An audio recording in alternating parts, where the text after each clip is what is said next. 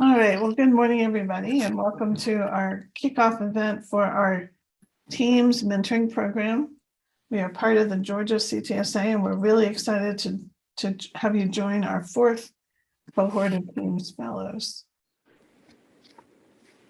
So just want to introduce ourselves to you first. My name is Gremling. I'm the Associate Director of the Teams Program. I'm also the Executive Associate Dean for Faculty Affairs and Professional Development at Emory, and I run a basic science research lab.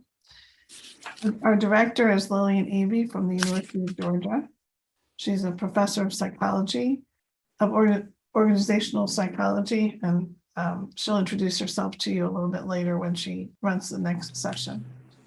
Lauren James is our Associate Program Director, and Gray Messina is our Program Coordinator. And they're the folks that will help you if you have any questions or you need help navigating things during the program. So we're all really pleased to see you and welcome you today. So just want to make a few ground rules before we get started. So feel free to ask questions in the chat box. Lillian and I and Gray and Lauren will be monitoring these questions in real time. When we have discussion periods, feel free to unmute yourself in the bottom left-hand corner of your screen. And the other thing is to please rename yourself. If your picture is showing something other than your name, like if you're on your spouse's computer or your kid's computer, you can rename yourself by choosing the three little dots that are present on your picture. And that way we know who we're speaking with. So as part of the Georgia CTSA, we are in charge of the Collaboration and Multidisciplinary Team Science program. We offer a series of things. We do some workshops, so team science skill training. We have grant writing support. We do speed networking and blue sky groups to help you find collaborators. We are the group that puts on Health Services Research Day and the Southeast Regional Conference. We also offer consults on finding collaborators or grant writing or making your team work together better. That one is in process and will be coming later this year. We created some centralized resources, some of which are very relevant to this program, and we encourage you to take advantage of them. The Team Science Toolkit and the Mentoring Toolkit in particular. And we'll talk about them a little bit later as we introduce you to the program. Of course, you're here today on one of our signature programs, the Teams Mentoring Program. And we've done this. This is now the fourth year that we've offered this program. And generally, our fellows have been really satisfied with what they get out of the program. So at a glance, you're here today at our program kickoff, and then you'll spend from October to December meeting monthly with your one-on-one mentor and then monthly with your learning community. At the end of January, we'll come together again for some mid-year networking. Hopefully we'll do that in person. We'll have some learning opportunities during the event. And then from February to April, you'll be meeting again with your mentor and your learning community. And then at the end of May, we'll have a graduation and give you the chance to recognize your mentors who have worked with you over the last year. So today we're going to get to know you a little bit. We'll explain our program goals and introduce you to our toolkits and resources. Then Lillian will do a really interesting session on understanding yourself and appreciating the differences in others. This is a great opportunity to learn more about how you interact with folks. We'll have a short lunch break, and then we'll introduce you to your learning communities. You'll have a chance to get together, choose the topics that you want to talk about during your learning community, and then you'll have a chance to meet your one-on-one mentor. So let's take a minute here to introduce ourselves to each other. And what we'll ask you to do is tell the group your name, which university you're affiliated with, your research interests, and one fun fact about yourself. And I'll ask Gray to stop sharing the slides for a minute so we can see each other during this exercise. And I'll ask Lillian to start us off to introduce herself. Okay, Kathy's pretty introverted, so she asked me to do this and kind of get the ball rolling, so I'm happy to do it. So I'm Lillian Eby. You'll have some time with me after this session. I'm an industrial organizational psychologist at UGA. And I study issues around mentoring and relationships at work, both positive and negative relationships, and how that impacts people's attitudes toward their work and careers and their health and well-being. And one fun fact is that I am married to my high school sweetheart, and we used to have a farm with 20 alpacas. I am so jealous. It's not such a great. About which, Kathy? About this high school sweetheart? No, the alpaca. I'm teasing. I'm teasing. Okay, I'm going to call on you as I see you on my screen. Aniope, is that how you say your name? You can unmute yourself and introduce yourself. Yes, that's how I say my name. You got it well. Good morning, everyone. I am Enyope Oluwayinka, and I work right now as a postdoc at the University of Georgia. And my research interest is basically developing recombinant vaccine, presently for mycoplasma in poultry. Basically, that's what we're working on right now. And just like the last person discussed about the fun fact of me, I also married my sweetheart, who were both in the same class. He's also a veterinary doctor. So when we did do the discussion at home, then we go back to the office again, and then we continue the discussion on veterinary medicine. That's funny. Athena. Good morning, everybody. My name is Athena Sherman. My pronouns are ze, they, and she. I am an assistant professor at Emory School of Nursing.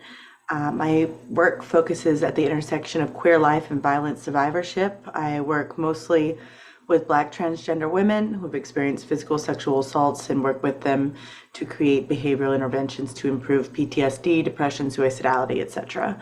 My work is all community-based, working with communities to develop items to be owned by the community to help the community. One fun fact about me, I'm born and raised in the San Francisco Bay Area, spent some time out in Baltimore, and now I'm here in Atlanta with you. So it is a huge culture shock for me to move to all these different places, but it's been a fun learning experience for me. That's great. I think you have to move southwest next, right? You've hit every other area of the country. Ashley. All right, my name is Ashley Pritchard. I am at Georgia Tech in the biomedical engineering department. I currently work on non-invasive treatments for Alzheimer's disease using transgenic mouse models. And though I'm in biomedical engineering, my PhD is actually in psychology with neuroscience and animal behavior. One fun fact is that I became a beekeeper over the pandemic. So I'm officially a Georgia certified beekeeper this year. Well, that's cool. I don't think I've ever met a beekeeper before. Melissa. Hello, my name is Melissa, and I am a postdoc in the Purdue lab, and I am affiliated with Emory University. And I am studying mechanisms underlying refractive development. And I guess my fun fact is that when I'm not, doing science, I enjoy photography as my favorite hobby. What do you like to take pictures of? So honestly, another hobby of mine is dance. So I really enjoy dance photography. So ballet, ballroom, any of that, or just landscape and nature. So a lot of different things. That's cool. Lauren Steinley. Yep, Steinley, you got it. Hi, everyone. My name is Lauren Steinley. I'm an assistant professor in the Industrial and Systems Engineering Department at Georgia Tech. So my research is data analytics and kind of using data to build mathematical models of diseases for informing prevention, screening, treatment. So kind of, I think I heard my colleague talk about mouse models. We're kind of more on the computer model side of things. So you can experiment with in the computer rather than in a lab or a clinical control trial.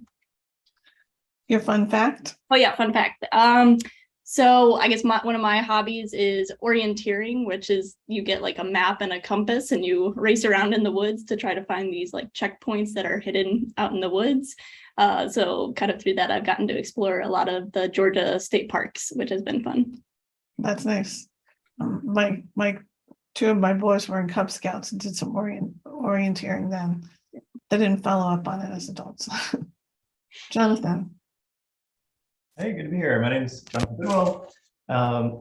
I am working at Ochsner Health in Louisiana as a senior health informatician, and my affiliation is Georgia Tech.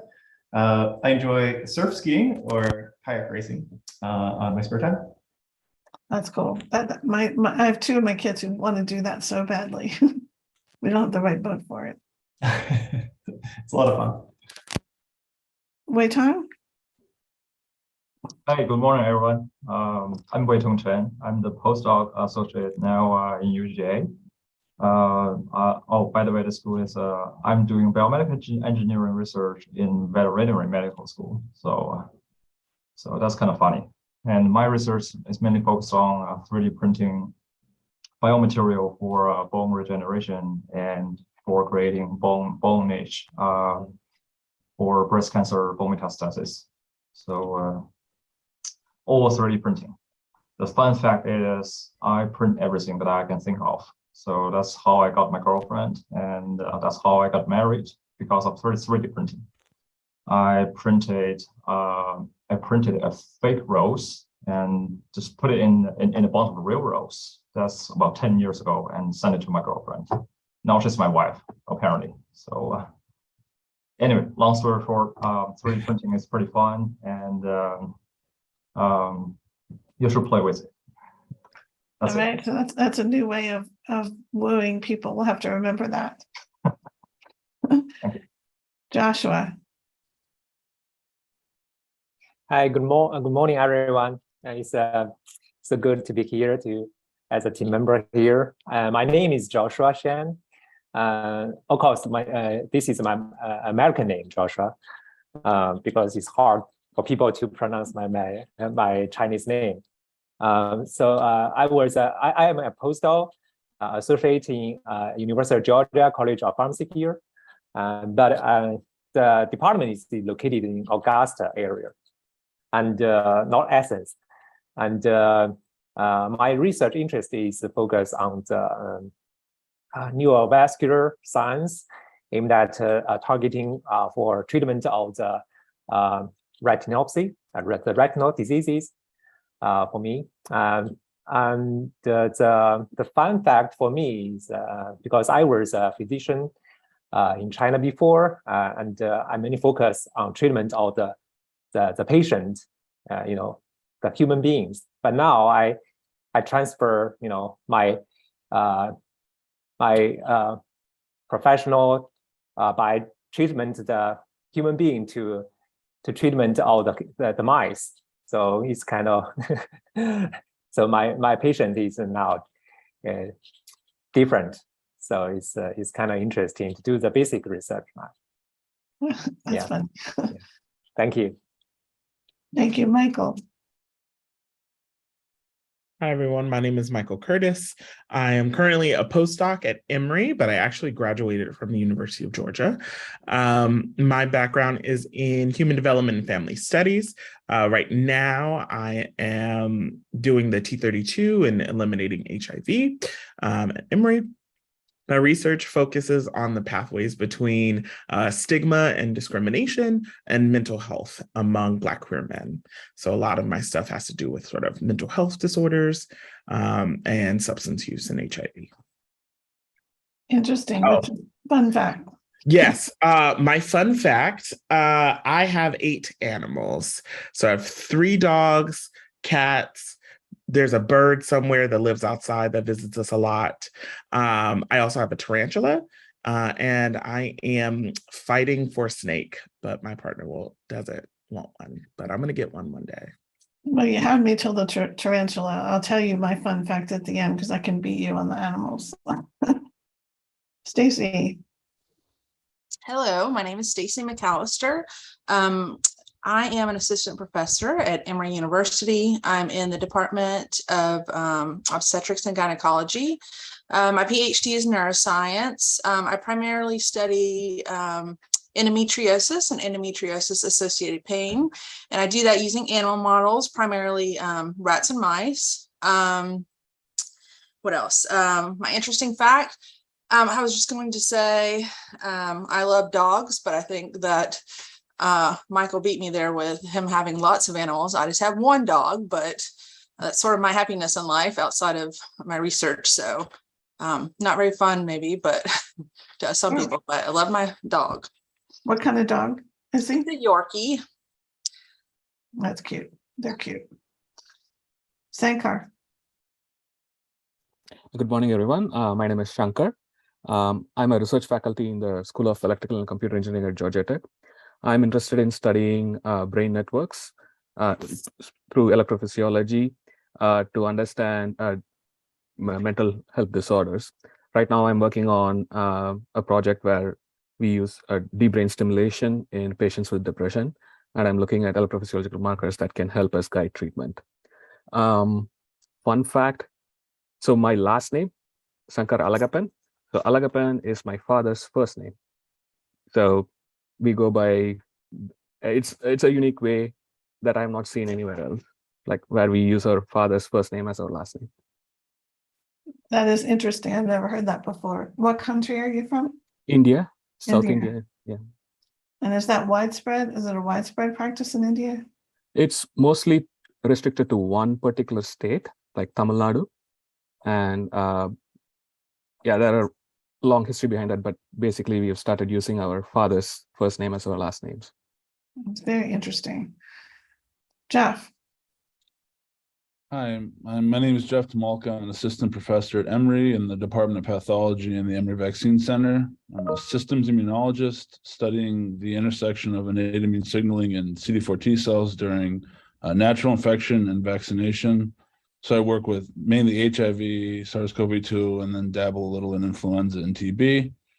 I guess for fun facts, other than being a relatively social guy who's terrible at icebreakers, if I'm not in the lab, you'll probably find me in the backyard in our garden with my kids and dogs, just, you know, growing vegetables. We're trying to get approval for chickens, so we're big on the sort of homesteading thing, I guess. It's a fun fact about me. That sounds like fun, actually. Well, not so much now, not in the swamp time, but the rest of the weather is great. I moved from Cleveland, so I'm still getting acclimated to the imagine that's summers. I imagine that's quite an acclimation. Talisa. Hi, good morning. My name is Talisa Spikes, and I am an assistant professor in the School of Nursing at Emory University. My research interest centers around adverse social stressors and accelerated biological and vascular aging among early midlife African-American women.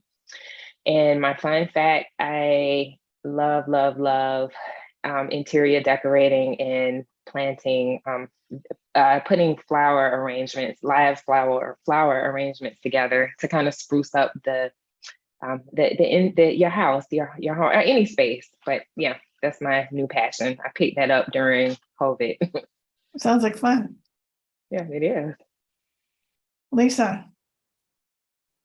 Hi, I'm Lisa Sudmeyer. I'm an assistant professor at Emory in the School of Medicine, Department of Radiation Oncology. I'm actually a physician scientist, so I practice radiation oncology on Mondays, and then the rest of my time is focused on my lab work, which is neuroimmuno-oncology, so trying to make immunotherapies more effective in the treatment of brain metastases and other tumors growing in the brain by understanding the brain-immune interaction. My fun fact is I have a 2.5-year-old daughter. Before she was born, I used to run a lot. I actually ran competitively in college and a little bit afterward. And now the only way I can get her to take naps on the weekend is to take her for a run. So she keeps me in shape. So do you take her for a run in a stroller, or does she run with you? No, in the stroller. Yeah, like she has to fall asleep. And like if you stop running, if you stop and start walking, she'll wake up. So like it really is like it forces you to stay somewhat fit. Might have some really long runs for a good nap. Yeah, fortunately they end up being pretty short, but at least it's something. It gets us to bedtime. Zachary. Hi, my name is Zach Mccann. I'm a postdoc in Rollins School of Public Health, more specifically the Department of Environmental Health. My research interests are in the, I guess, so it's technological disasters triggered by natural hazards. So basically hurricanes running into power plants and seeing what comes out, and it's usually not good for you. It's a lot of benzene.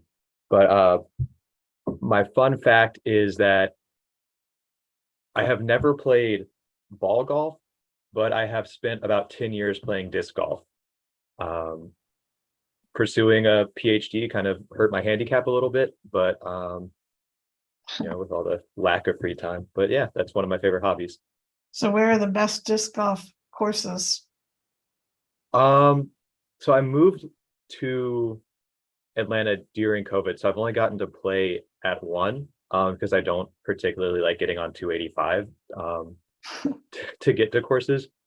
And I'm going to be honest, I can't remember the name. I know how to get there, but I don't know the name of the park. Okay, fair enough. Megan.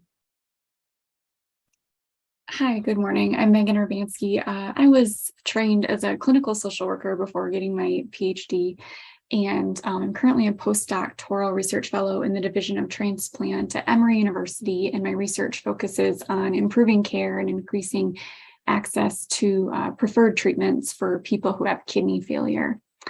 My fun fact, I'm originally from the Midwest, but I spent a lot of time in Philadelphia, many years. And while I was there, I became a very, very skilled parallel parker. That's funny because I spent some time in Philadelphia too, and I understand it completely. Arnab. Hi, everyone. My name is Arnab Mundo. I'm a postdoctoral researcher at the College of Engineering, University of Georgia. I also graduated from University of Georgia. I work mainly in the field of developing medical device materials, especially by leveraging nitric oxide molecules. And these are applicable for class 2 or class 3 medical devices. Fun fact and a little bit of a weird fact is that I kind of survived an exploding firework. It burnt my foot.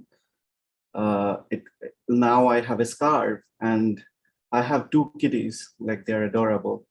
The weird fact is that these kitties have a strange fascination for the exact scar area on my foot. They like to come and like give kisses on that spot.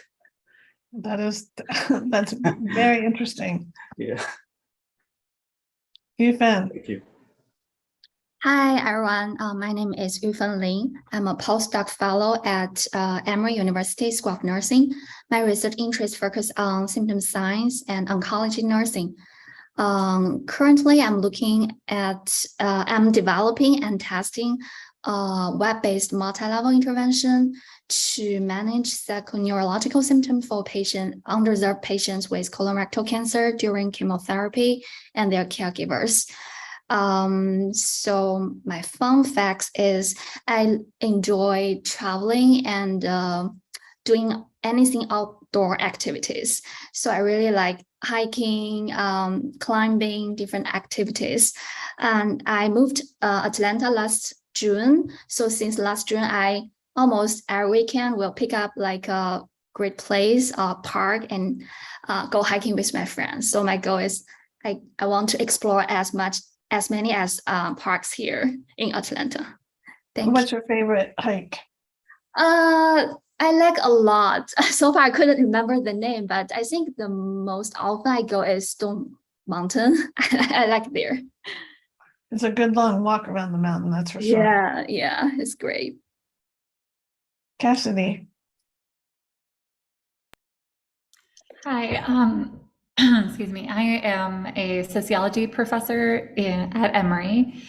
I do research on the relationship between technological change and inequality in education and in healthcare.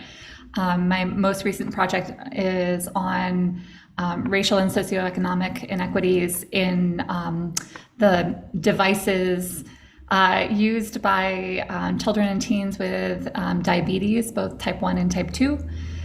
So I work with endocrinologists at UCSF and a little bit at Emory. A fun fact about me is that I love ice cream. Like, don't just like it, but love it. And I make it at home. So I have 4 ice cream cookbooks.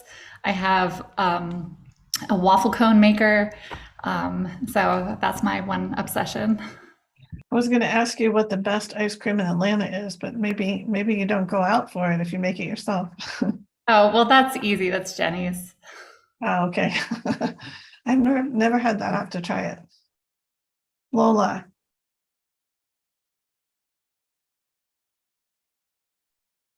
Hello, everyone. Good morning. My name is Lola Fagbami. I am a postdoc at the Center for Tropical Emerging Global Diseases at the University of Georgia, where I study the malaria parasite Plasmodium falciparum, and I am interested in understanding the glycobiology of the parasite and implications it might have for vaccine design and development. And my fun fact is that in 72 hours, I will be on a plane to Tokyo. Oh, that sounds like fun. How long will you be there? I will be there for 17 days. I'm presenting on a conference next Monday and then gonna hang out for like an extra week or so. That's great. Enjoy. Thank you. Jake. Hello, my name is Jake Wong. I'm currently a postdoc fellow at the Department of Biomedical Engineering at Georgia Tech and Emory. This is my 3rd year. I got my PhD also from Georgia Tech in 2016. Then I worked in the industry for 3 years and a half as R&D engineer in an optical fiber company. I work in the field of optics for 10, 15 years-ish. So a lot of experience here and there. And currently I'm working on biomedical imaging, try to develop optical diagnosis tools for tumors and other early detection of other diseases. So the fun fact about me is that I've been around Atlanta GT for 11 years now, and I got 3 degrees from GT. So that's about me. Thank you. Okay, thank you. Andrea, we are doing quick introductions to the group. If you feel comfortable turning on your camera, we'd love to meet you. So we're just asking you to introduce your name, your university, what your research area is, and the one fun fact about yourself. Hi, sorry for joining a little bit late. Had a long meeting in the morning. My name is Andrea Persevero. I am an assistant professor at Emory University in the Department of Epidemiology. I started there literally just 1 year ago. And my research interests are in Latinx cardiometabolic health and eating behaviors. And fun fact about me, I'm Puerto Rican, and I'm currently in Puerto Rico working on some research projects. The power of Zoom. Yeah. All right, I will close this out. Actually, I haven't asked you to Lauren and Gray to introduce themselves. So Lauren, your turn. Oh, okay. I wasn't expecting to go. So hi, everybody. I'm Lauren. You probably received a few emails from me already. I am the Associate Program Director of CMDTS. And my fun fact, I guess, is I actually got my citizenship about 3 years ago. So there's that. I didn't know that. It's interesting. I did not know that, Lauren. Fun fact. Hi, I'm Gray Messina. I'm a program coordinator for the Georgia CTSA, so you'll be getting plenty of emails from me as well. My fun fact is I have 2. I'm from Louisiana, and I'm a type 1 diabetic, and I also have a cat who is obsessed with my insulin pump. It truly, she wakes me up in the morning going after my pump. That's an interesting problem. Yeah. All right, I will close this out because we're a little bit over time. I will close this out just by telling you that I have a very large family. I have 5 kids, 4 grandkids, and if you count grand dogs along with my own dogs, I have 15 dogs and grand dogs. So sometimes family gatherings can be a little chaotic. So Gray, let's go back to the slides, just have two more, and then I will turn you over to Lillian's capable hands.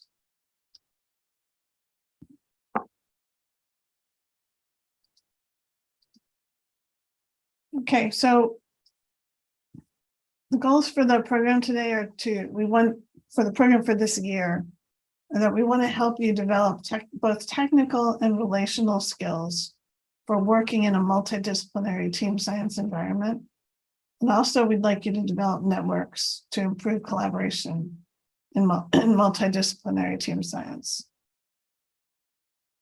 So we have developed for you a fellow toolkit, which is on the Georgia CTSA website. During the program, we'll send you selected resources at different times throughout the program, but please know that there are more resources online. So if you want to learn more about how to be an effective fellow or more about communication skills, or if you will not, but perhaps in other situations, you might run into mentoring challenges. There are ways to deal with it. You can see the other topics here. I can link out to the fellow toolkit to show you where on the website it is. You see the Georgia CTSA, you would go under research resources, and then the name of our program, which is Collaboration in Multidisciplinary Team Science. And then under mentoring, there's a whole page for fellows, which you can see here. So please take advantage of these resources. They're useful not only in this particular program, but mentoring is a lifelong situation. And so it can be helpful at any point in your career.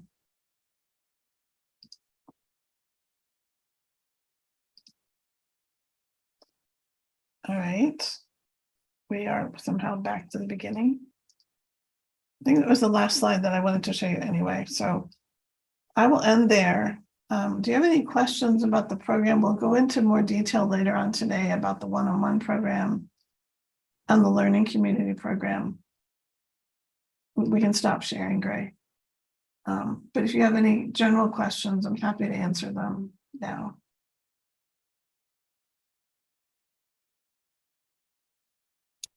Okay, with that, I will turn you over to Lillian, who's going to teach you some very important skills this morning. Great, thanks, Kathy. Can you all hear me okay? I'm good, okay. So we're actually a little ahead of schedule, which is great. That's always a good problem to have. So we may be able to break for lunch just a little bit early. The one thing I will mention, just as a follow-up to Kathy, is that you may remember when you applied to the program, you did it through something called Ctsa Match, right? So it was a program that asked you to enter some information and pull down information on your research interests and whatnot, and you'll be learning more about that. But that's actually a really great networking tool, and so we're really trying to build that out now so that you can better connect with people who have similar research interests, not just within your institution, but across our CTSA institutions, which include Morehouse School of Medicine, Georgia Tech, UGA, and Emory. So one thing we also learned with this program is that there's a lot of information, right? And nobody has any time. And so this year we are going to try rolling out some more kind of curated resources for you throughout the program, rather than just keep reminding you about the website. So you will get emails from either Lauren or Gray with information about various types of topics we think are could be particularly important in terms of where you are with your one-on-one or learning community.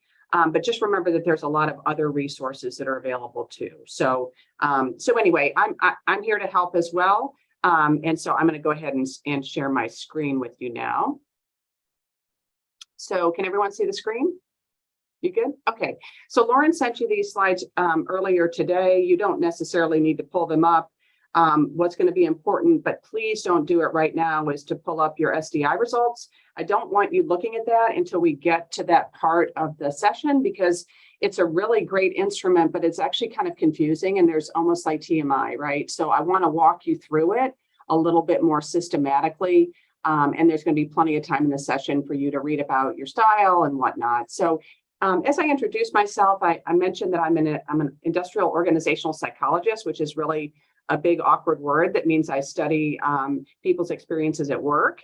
And this can involve people who work in all kinds of settings, right? So you guys are all employees as well as scientists. And so I've actually done a lot of work with academic audiences. I've done a lot of teaching in the Terry College of Business here at UGA with executives, as well as working with state government executives as helping them understand how to be more effective leaders.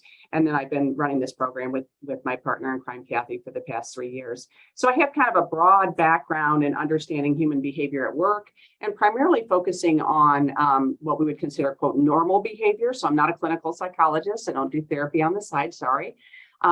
Although I've been known to give advice. And so today, what we're going to do is we're going to spend some time really focusing on you. So one of the things that faculty don't get a lot of is time to think about themselves and how they best work with others, and really an understanding of what their strengths and areas of development are related to that very important task of collaborating, right? Whether it's working with graduate students, working with undergrads, working with colleagues, working with deans, department heads, you name it. Life is full of relationship opportunities as well as challenges. And so today we're really going to take a deep dive into how you relate to others, and more importantly, like what motivates you. So one of the things that we're going to talk about is how oftentimes when we see people who have difficulty relating, it has to do with their different motives and their different styles of relating. And so this is an opportunity for you to really kind of put all that other work aside, put all of the other kind of science aside, and really think about what makes you tick, right? And then hopefully make you think about what makes other people tick, particularly those folks that you have difficulty interacting with. Because once we can understand what motivates people's behavior, it's much easier for us to understand where they're coming from and develop good working relationships. So you're going to also hear from me later when we do the one-on-one mentoring. So I'll run that little mini session before we introduce you to your mentors. And I'm here as a resource throughout the program. If you have any concerns, questions, want to talk to me, particularly on the one-on-one side of things, Kathy will be kind of the liaison with the learning community. So don't hesitate to reach out to me. I'm pretty easy to find. Or if you're at UGA, we could meet for coffee somewhere on our beautiful campus, but after the sweltering heat. Okay, so in terms of just diving right in, we already know that you can use the chat box, so feel free to do that. Lauren or Gray will be monitoring that. Kathy has to jump off for a meeting briefly, but if you have questions while the session is going, I'm pretty easy to interrupt. So you can raise your hand. I may not see everyone. I can't see all of you on my screen, but just put something in the chat and I can stop and we can redirect. I have a presentation, but I've used this instrument for probably 20 years and its various versions. So it's easy for me to get back into things. So don't hesitate if you're not following something. Obviously unmute yourself in the bottom left-hand corner when you talk. This is all pretty standard. Gray emailed you your SDI results, but please don't open them yet. And then we have another assessment that we'll do later in the session, which will be, I think she also sent this morning, but no need to open that stuff up quite yet. If you have dual monitors, when we get to that part, it'd be great if you could see your results from the SDI and also see the slides. So that's just an option if you have that. So I probably don't need to tell you, but there is an enormous body of research in psychology, sociology, family studies that identifies that we have a very strong and important need to belong with other people. So our social motives in general are very, very strong, regardless of our differences. And relationships have been associated with just about everything from mortality and morbidity to life satisfaction, to immune system functioning, to satisfaction with life, to emotional responses. So relationships are super important and they touch in lots of aspects of our life. And even though we differ in terms of how many close relationships we want to have, some people like to have a lot of close relationships. Some people have much fewer close relationships, but have broad social networks. So regardless of what your relationship constellation looks like, we all have this kind of fundamental need to be connected. But we also know that relationships can be a source of stress. And so I mentioned in my introduction that one of the things I study is kind of the good and bad of relationships, right? And In fact, there's a pretty big body of research even on mentoring that focuses on how not all mentoring relationships are always fantastic, right? There's setbacks, there's potential breaches of confidences, there's misunderstandings. And so I think it's really important just to realize that rather than pathologize things that can be problematic in relationships, we just need to understand they're kind of a part of our life, right? We get in fights with our friends, we get in fights with our children, we have disagreements with our spouses, but at the end of the day, if kind of the good outweighs the bad, we tend to stay in relationships, right? And so as we're thinking about this, and particularly because we often want to maintain relationships, if we can better understand what motivates people that are different from us, that can be really helpful. So the goal of this session is really to understand your motives for relating in two different domains. And this part is actually really important. There's a lot of psychological assessments out there. There's a multi-billion-dollar industry on testing, a testing industry on individual differences. But I like this instrument because what it does is it allows you to understand what motivates you when everything's going well, like just kind of normal behavior. And then it also allows you to think about, do you act differently when in conflict? And that's important for multiple reasons. And we'll get to what those reasons are, but often what we see is people actually adopt really different styles when in conflict. And so understanding those different styles and understanding what motivates you in those different contexts can be really helpful.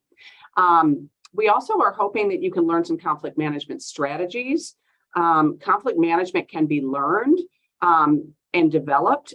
We often learn how to deal with conflict based on how we were brought up in our families. So you may come from a family where there's just like lots of yelling and screaming conflict all the time. You may have grown up in a family where there's like no conflict, quote unquote, like we don't talk about our problems.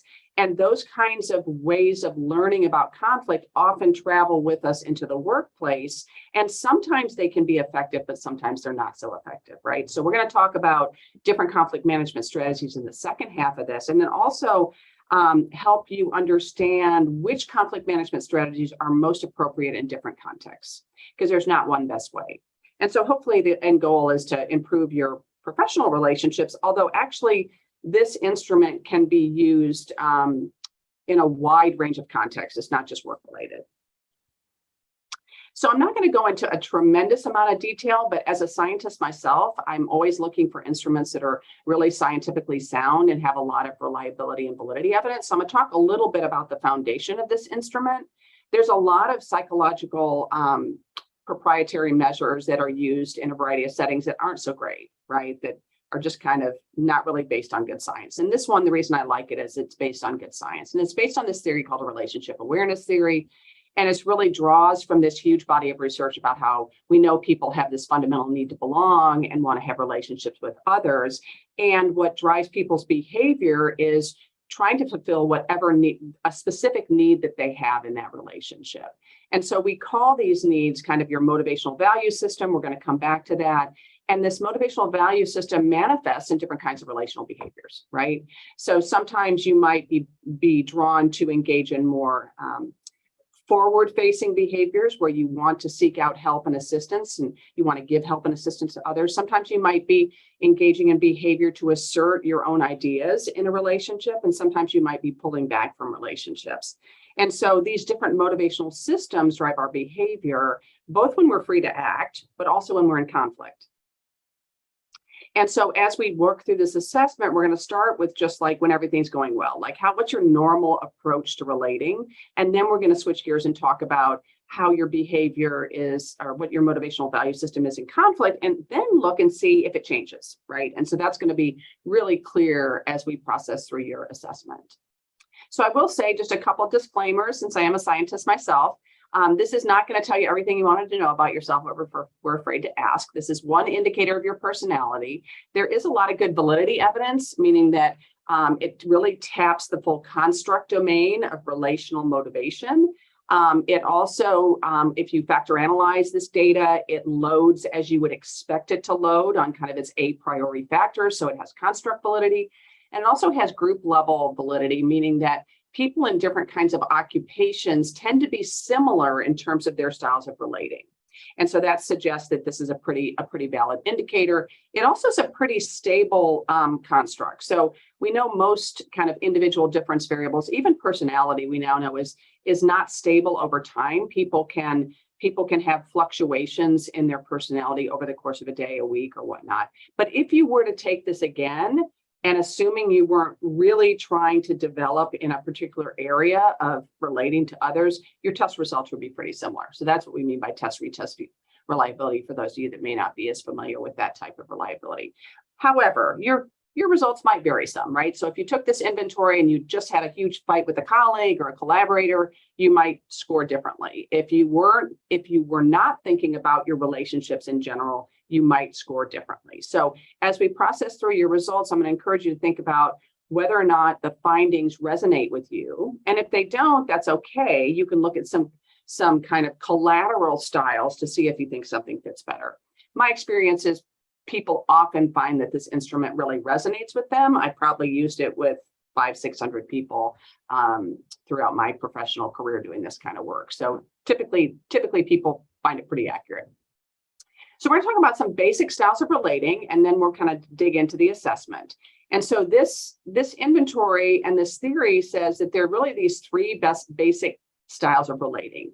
And these aren't going to be terribly surprising to you. These are big buckets, right? So the first style of relating is around nurturing. So some people, and people vary on all of these areas from high to low. So nurturing focuses on a real concern for people. That's the motivator.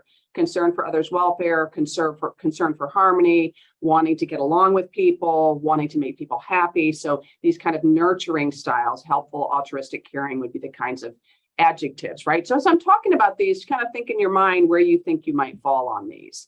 The second is assertive. And I tend to be pretty high on this, but I also think that sometimes this can get a bad rap, right? So there's nothing wrong with being having a concern for performance and wanting to be in control and leading and in charge. This has a blind spot, just like all these styles do.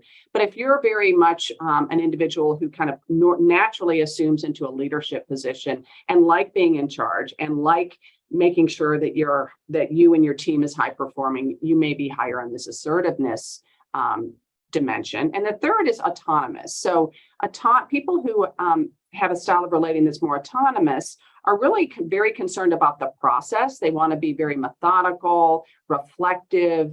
They tend to be more independent. And as I'm even describing these types, you're probably thinking of occupations, right? And you can see why these would land with different occupations. And I'll give you some evidence of that in a minute. And so these three styles can be from high to low, and they exist on a continuum. And so because of that, there's a lot of different combinations, right? You're typically not high on one and low on the other two. Those are kind of those more extreme styles. And I can tell you, I've looked at your class profile. We don't have anyone that's like super high on one and low on everything else. We're all kind of mixtures, right? So but there are these kind of 6 unique motivational value systems that combine these 3 styles. And the first are these kind of more very high blue people. So we're going to use red, blue, and green as kind of our labels here. So there are folks that tend to have a really strong preference for relating around altruistic and nurturing behaviors. And we call these the true blues. These people really value harmony, trust, and relationship quality, very important for these individuals. They tend to be in helping professions or in jobs where they're working closely with other people and really helping those individuals develop. So think about nurses, social workers, counselors, people in educational aspirations. Those types of occupations tend to be higher in blue. The second are the red types, and these are the folks that are motivated to get things done, very task-oriented. They tend to be more enterprising, entrepreneurial, persuasive. They often thrive in more kind of competitive environments and contexts where they're really taking charge of things. So, we often think of like high finance and executives as falling into this bucket, but also people who have big research programs and they're managing multiple large-scale grant projects. They tend to be pretty red if they're successful, right? They're really running a small business. If you've ever had a large grant, and if you haven't, many or all of you will, it's like running a business, right? And if you have multiple grants, it's like running multiple businesses. So these folks tend to be in finance, sales, project management. So that has implications for academia, high-level leaders in any kind of context, and again, kind of entrepreneurial. This is also more associated with kind of male-dominated occupations. And I mention this because, you know, your job may not be male-dominated or female-dominated, but you may be in a department or a discipline that is, right? So we often think of STEM disciplines, you know, engineering, mathematics, computer science as being more male-dominated. We think of other science areas like nursing and human development and sociology counseling as being a little more female-oriented. So the environment that you're placed in, regardless of your own occupation, can also intersect, right, with your style of relating. And the third, Lola had a comment. I don't know if it was answered, Lola, or did you want to comment further on the male versus female dominated? I was just curious / confused. Right. So what basically you have an occupation and then you have a context you work in, right? So you may be at Georgia Tech, which would tend to be a more male-dominated culture because it's very technology and science oriented, but you might be in a discipline that's more feminine, right? That has more kind of feminine characteristics or less competitive characteristics. So my point was only mentioning that, you know, as you think about your own self, you have both your occupational identity, and then you also have the identity or the environment in which you're working in, right? And so as you're thinking about how you might, what might motivate you, the context actually plays a role in how we behave at work, right? So it's not just that we're in a particular occupation, it's also what are the kind of norms of the context or what are the demands of the context. Does that help, Lola? Yes, less confused. Thank you. Okay, sure. So the third type of these analytic and kind of autonomizing types, they tend to be more independent. They still value relationships, but tend to work more independently, often more introverted, very concerned about kind of logic and order and being very principled in their behaviors and very cautious. We often see people with these green tendencies in the kind of hard science STEM fields. And academic disciplines that tend to be more solitary as opposed to collaborative. And then we have people who are kind of really truly a combination of all three. So these are folks whose scores, so you know, you fill out this inventory, you're going to get a score in each of these areas. So these are people where their scores on these three, blue, red, and green, are really, really similar. So they're really truly a mix of all three. And there's not one dominant motivational style. These folks are often concerned kind of for the welfare of the group. They tend to be very flexible and adaptable and spontaneous. We often see these folks a lot in government positions, right? So they're kind of the folks that want to speak to all the stakeholders. They don't want to leave anybody out. They want to make sure everybody's involved. So politicians, public servants, outreach professionals often have this combination of, you know, really a mix of the assertive, the nurturing, and the analytic types. And before you think that this is the best style, it's not. It's not a bad style, but this has all these styles have their upsides and downsides. Then we have folks that have this kind of blue-red combination, and they're far less likely to endorse those kind of analytical styles of relating. So these are folks that have a combination of red and blue. So they're assertive and nurturing, which seems a little bit odd at first, but often these folks are working in leadership positions with vulnerable populations. They're running projects and leading teams around those groups who don't have a voice for themselves, right? So nonprofits working with vulnerable populations, working with populations that aren't heard. That would be this combination of being both assertive and nurturing and less on the analytic. Then there's the red-green. These are the folks that, you know, they're very assertive and want to push toward performance, but they like data. They want to use facts and logic. But typically because they're not as nurturing, they're using this information to advance their own research agenda or advance their own occupational goals. And we often, again, see these individuals in more kind of scientific and financial contexts, as well as in some high-tech kind of industries that tend to be very competitive. And last but not least, we have the combination of analytic and nurturing. And these are individuals who are motivated to be helpful to others, but also want to use those facts and data to help other people. So think of folks that are patient advocates, people who work in the judicial system as advocates for children or battered women or assault victims.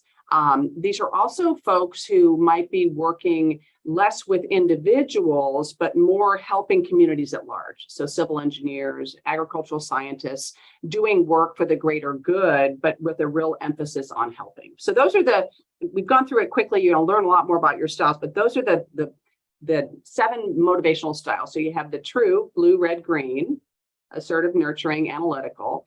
And then you have the hubs who are truly a combination of everything. And then you have these groups that are like, they have strong scores in 2 of the 3 dimensions. So as I'm talking about it, I'm hoping you're thinking about where you might fit. And if you're not sure, you might be a person in that hub. If you're like, well, that kind of sounds like me, that kind of sounds like me, and that kind of sounds like me, you might be more of a person that's kind of a true combination of all 3 styles. So that gets us to the question, and hopefully this is not too dated anymore. I use this kind of stuff in my graduate classes and students don't even know who the who is. But so now the question is, kind of who are you? Like, right, where do you fall in this spectrum of the red, green, and blue?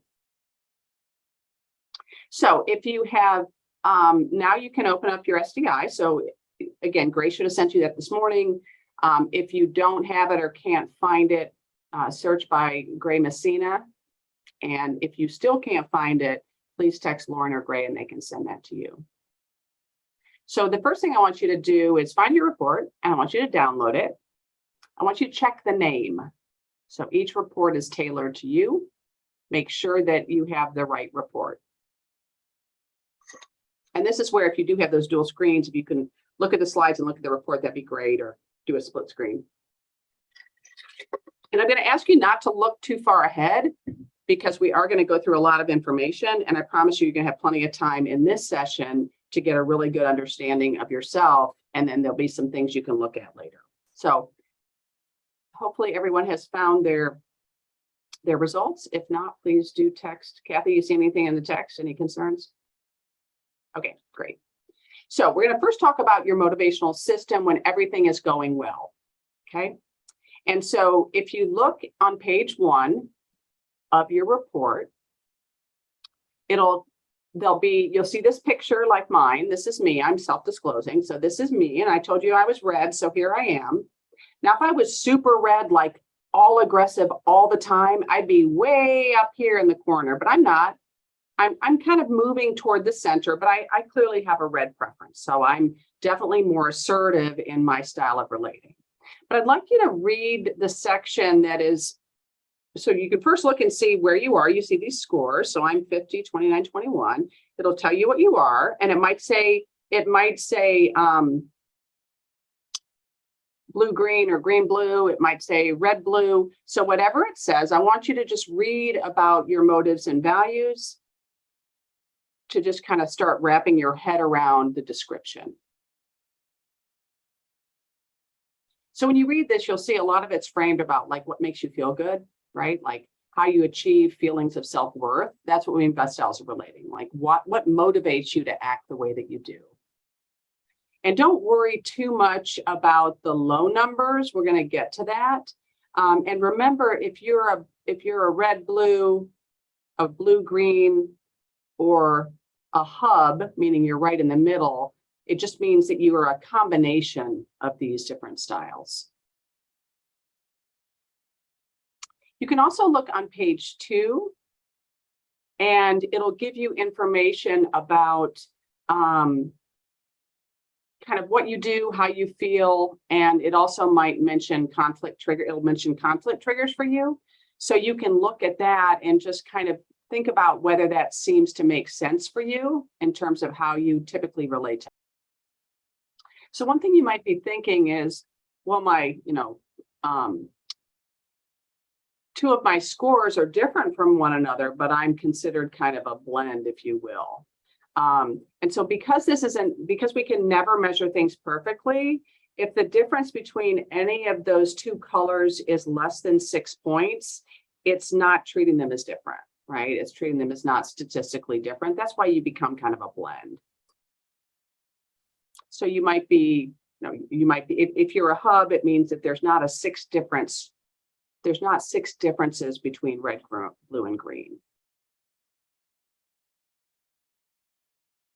So assuming there's not any questions, and you guys have at least had a chance to kind of skim this, we'll move on a little bit. On page 3 is a nice little summary of your style.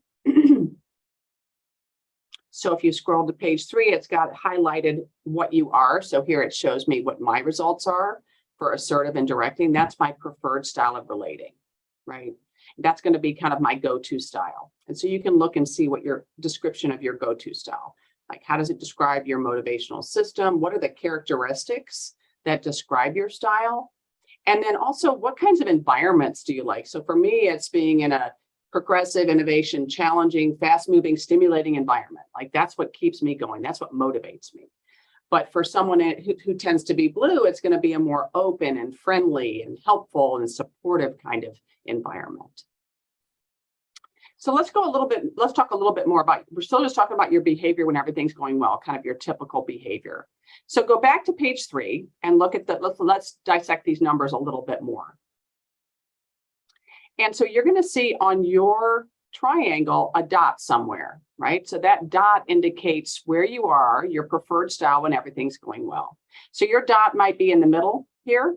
Your dot may be in green, it may be blue-green, and that where that dot is should correspond with your preferred kind of motivational style, right? The thing to remember is you could have 2 people who are in this red area, but one person is way down here and one person is way up here. These people are actually quite different, right? So within these quadrants, you can have real differences in terms of people's style of relating, because if someone's way up here in the corner of red, it's all about being in charge and control all the time. If somebody's on the tip of this inner circle, they're probably more similar to this person, to somebody in the hub, than they are somebody way out here. So there's just lots of configurations within this broad category of red. So you can see I'm red, but I'm not super red. I'm actually kind of moving a little bit toward green, but I'm clearly in this primary red quadrant. So if you find yourself in one of these quadrants, the red, blue, or green, that means you have a relatively strong preference for either being assertive and being motivated by being assertive, nurturing, or analytical, autonomous. The other thing about this is if you look at the 3 scores, it gives you a sense of not just your preferred style, but then like what's your backup style? And then what style of relating are you least comfortable with, right? So for me, my preferred style is being assertive and in charge and control. Then my next preferred style is kind of being the scientist, right? Being analytical, being more autonomous, kind of looking at process, thinking through things. And then my least preferred style is actually nurturing. Now, this does not mean I'm not nurturing. I think most of my graduate students would say I'm quite nurturing. It just means in terms of preference, right? So these numbers are meaningful.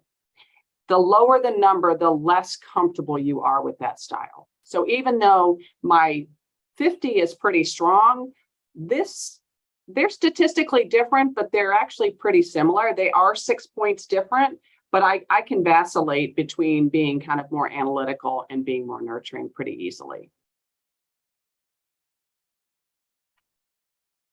So I'm going to stop for a minute and I'm going to turn off my screen share for a sec and just tell me your reactions, questions, comments. Is this resonating? Does it seem off to you?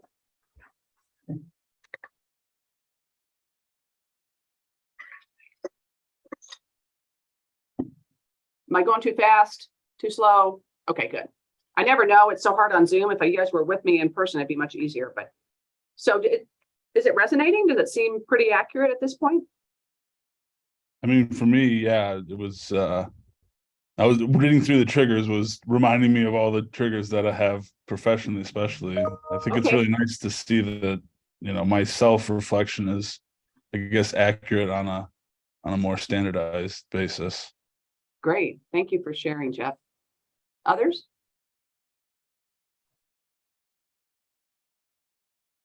I kind of fell on one of the diagonals, but just barely. So it was like on the diagonal, but to the shifted to the right or something. And it was very interesting to see how basically one little shift like suggests a whole different sort of possibility. Yeah. So that's a good but it feels like more I'm like the true mix and not the one versus the other. Yeah, I think, you know, what we're going to see when I'm going to show you, I hope you guys don't mind, I'm going to show you a class profile and you're going to see everybody's scores, but hopefully that's not going to be breach of confidentiality. There's so much data there. And what you'll see is that most people are not in the extremes, like you're saying, Lola, and many people are kind of in more that center area. I will say something that's really interesting. I told you I've been using this instrument for probably at least, don't want to date myself, but probably at least 20 years, maybe 25 years. And I started using it a lot in executive education. So working with high-level managers. And it used to be like they were all red all the time, assertive, assertive, assertive. And as I use this instrument over time, more and more people were less red. And it's interesting because that really corresponds with our thoughts about what makes for leaders to be effective.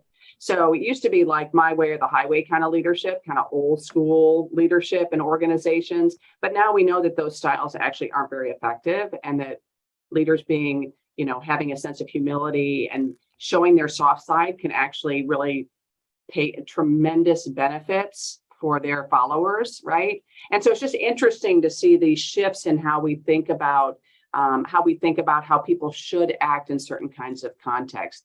And the other thing, to your point, Lola, about this idea of different kinds of occupational, we call them occupational stereotypes or industry stereotypes. So, you know, even though you might be in a certain kind of occupation, if you're working in a corporate environment or an academic environment that has its own flavor of being hyper competitive or being super nurturing or being super autonomous, that really intersects with your own style of relating, right? And it could lead to bad fit.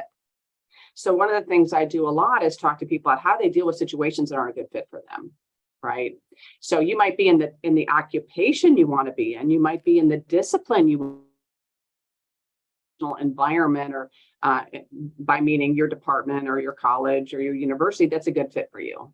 And so sometimes that requires, we don't think about that stuff, right? We want to get the job and do the research we want to do, and we kind of forget about the fact that we're going to be embedded in a particular academic environment. And universities have very different personalities, and departments and colleges have very different personalities, even the same kind of discipline across universities. So finding that fit, we call it kind of there's like person job fit, and then there's person occupation fit, and then there's person organization fit. And they don't always go together, right? So any other questions or thoughts on this inventory, or if it didn't resonate with you, that's fine too. Jonathan. Yeah, I guess the second point you're making there of the person organization fit, that's a topic I'm super curious about. If there's an opportunity to elaborate on that, that would be great to hear, because I guess I'm kind of seeing, well, hey, if you're in one of these quadrants, that's nice, but what if there's no room for that, right, in your organization? So right, do you try to pivot into the second highest? Yeah, that's an excellent question. So I think there's a couple things. Number one is it kind of depends on how strong your preference is, right? Mm-hmm. So the closer you're getting to the center of that triangle, the more flexible you are, right? Okay. And it also depends on how strong I'm going to call it the organization, but I'm talking university, I'm talking college, I'm talking department.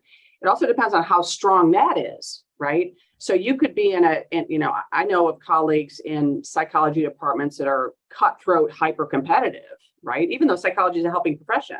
I know other people, like at University of Georgia, we have an incredibly collaborative department. There's not a lot of politics. There's not a lot of cutthroat. That's why I've been here for as long as I have, right? And so part of it is how extreme are you? And then it's also how extreme is the organization. And, I think that, and I don't want to encourage anybody to, leave their institution, but I think sometimes people have to make decisions about whether the institution or the college or the department is a good fit, even if you love your discipline, right? Even if you love your science. And so what we see in the literature, in the scientific literature on this topic, is that people that don't feel like a fit are no surprise, are much more likely to turn over, right? They're more likely to leave. They're also less engaged at work. Even if they love their work, they're less engaged because they have this kind of hanging over their head that they feel like they don't fit. And so it's a real dilemma for organizations because, people have the freedom to move to other places, but organizations really want to keep their star performers, right? And so this is where having a really good department head that you can talk to and having good colleagues and, can really make a big difference. So I'm probably giving you more than you want to know, but I'd be happy to talk to you more about it. But it's really interesting. You can have misfit at lots of different levels, right? Yeah, that's super helpful. Thank you. Sure. Any other comments or questions? So if you were in the middle, if you were like in the middle of that triangle, you might feel a little disoriented, like, well, kind of everything, I fit with everything.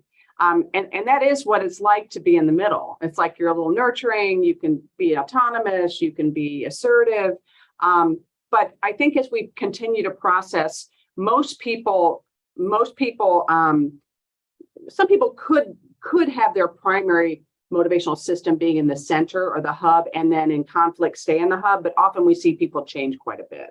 So just bear with me, and as we continue to process, you might see a real difference when we start talking about the conflict piece. Okay, can you guys see my screen again? Just a thumbs up. Okay, good. Alrighty. So what I'd like to do is I think it'd be helpful for you to kind of process this a little bit since we don't have questions in your learning community. And so we haven't talked about what these learning communities are. They're really peer mentoring communities, right? So we put you together with other folks, and this will be a chance for you to get to know each other before you have a session this afternoon on this as well. And so just find your name. We've got 4 learning communities, and we can't do perfect fitting, right? We have an incredibly diverse group of scholars in the fellows program. But we did try to make there's some method to our madness. We tried to consider your career stage, whether you're a postdoc or research scientist or a little bit farther along. We also tried to consider your research areas so you'd have something in common. And so I think at this point, I'm going to have Lauren put you in breakout groups, and I'm going to give you maybe 10 minutes to just kind of talk about your style and find out what other people in your style, what their style is.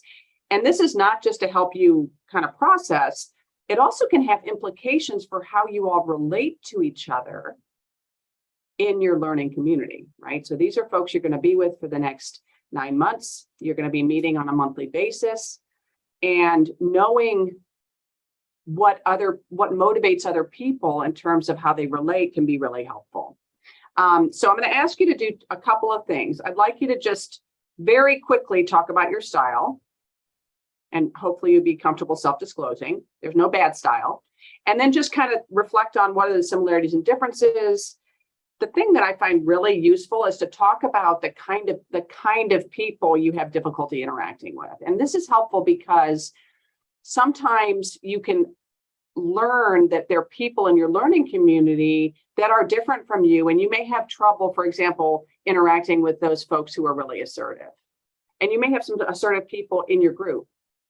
And if those people can understand that, and then the assertive person gets a chance to say, well, this is why I kind of take control of situations, and this is what motivates me to kind of really be opinionated. It can help you process and help you develop better relations. So you don't have to answer all 3 questions. This is just to get you thinking. So I'm going to let Lauren put you in your groups. We're going to take 10 minutes. I'm going to drop into these groups. If we need a little bit more time, we can.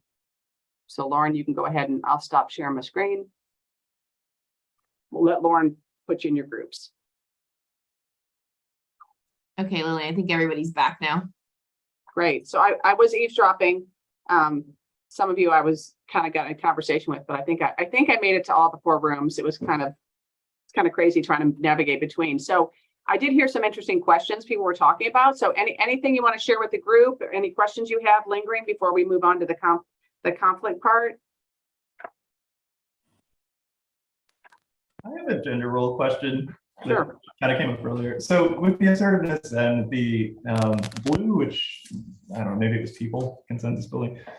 Couldn't someone be like, don't guys need to be competitive about building coalitions as well? And like, why does that have to be like an only assertive thing? Like if someone's really good at getting a consensus, seems like that could be pretty powerful. So I'm sorry. So the question is around.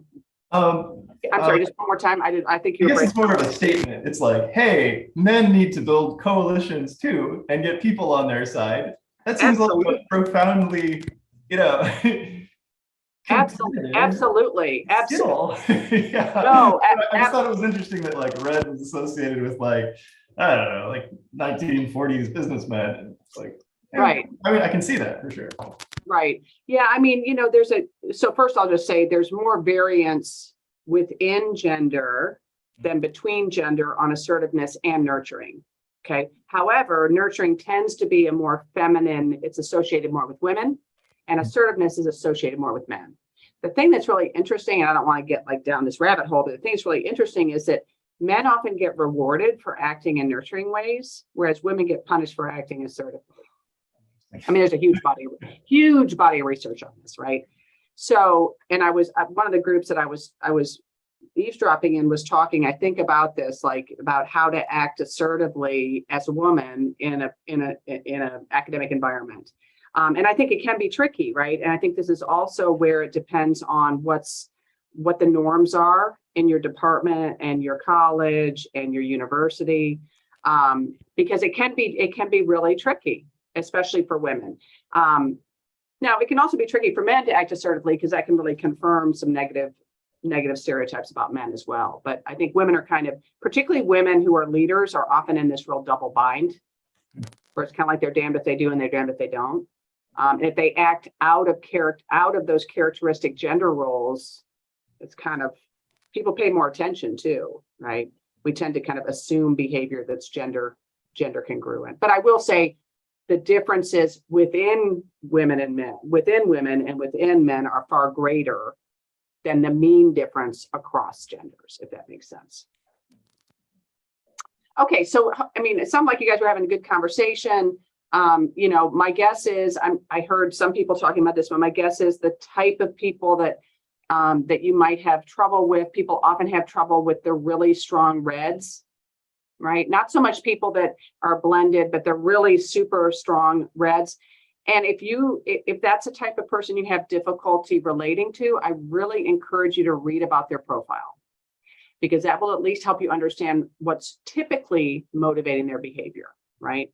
The other group all these styles have their downsides, right? So the other group that people will often talk about are the really strong blues, those people that are so concerned about harmony and getting along and like loving each other that they seem too soft, like they can't make decisions or they let people walk on them, right? So the blues have the really strong blues also can have these kind of stereotypes associated with them. And for those really strong green individuals, they can seem aloof, right? They're independent, they pull back, they're very analytical. So they can seem either overly aloof or not invested. So I'm talking extremes here, but I mention this because it's not only about you understanding your own style, but thinking about those types of individuals or those personality characteristics in others that you kind of struggle with. And reading about what motivates them will at least give you some insight into why the heck they're acting that way, right?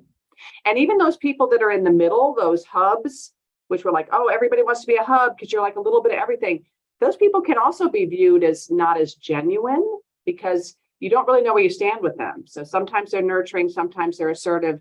So it can be kind of disorienting unless you have a close relationship with someone in the hub. So all these styles have their strengths and all these styles have their potential downsides. Particularly remember that people don't know why we're acting the way we're acting. So people just make inferences based on our behavior. So we've kind of gone down this path of helping you understand how you are when everything's good. And I will tell you that some of you change a lot when you're in conflict. So now the next part is going to be talking about your conflict style. So can everyone see my slide again? Yeah, okay. So we're going to use this same motivational value system profile. But now we're talking about what happens when you're in conflict. Some of you will act very similar to how you normally, quote unquote, normally act when everything's going well. But some of you will take on a very different style when in conflict, which has, again, some implications for relating. It also has implications for how people can read and understand you. So if you change a lot when in conflict, people know when they're in conflict with you. Because normally nice, easygoing Jeff, he's now like a really different Jeff, right? He's really pulling back and he's quiet and he's not saying much, or he's becoming really assertive. So how much you change in conflict can give clues to people, but it also can help you figure out if you have a real preferred way of responding, because none of these styles are perfect, and you shouldn't always accommodate, you shouldn't always assert, and you shouldn't always analyze, right? So we're going to talk about your behavior in conflict. So what I want you to do is I want you to go to page 4 now. And on page 4, you're going to see something that looks like this in the upper right-hand corner of page 4. And it's going to show you this sequence. And it's also going to highlight a part of the triangle that best represents your style when in conflict. Okay. So I happen to be a red-green, meaning that I'm an equal blend of red and green when I'm in conflict, assertive and kind of pulling back and analyzing. And so for me, this gives some insight into my style. My least preferred style is blue. I very rarely am going to kind of, really focus on getting everybody involved and making sure that everyone's happy. I'm going to be very much trying to take charge with data and facts in conflict. So I want you to read about page 4, your style, how you experience conflict. And again, we're going to be processing through, and you might be a blend. So you might have these brackets around 2 or all 3 styles. And if the brackets are around all 3, it means there's no significant difference across those 3 styles. If it's around 2, it means that 2 of those styles are indistinguishable. So take a second and read page 4.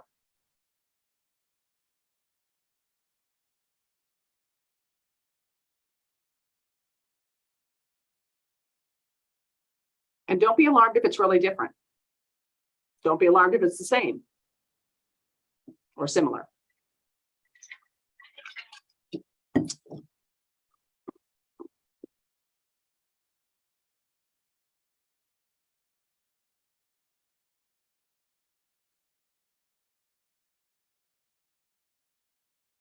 And remember, the title of this is the Strength Deployment Inventory.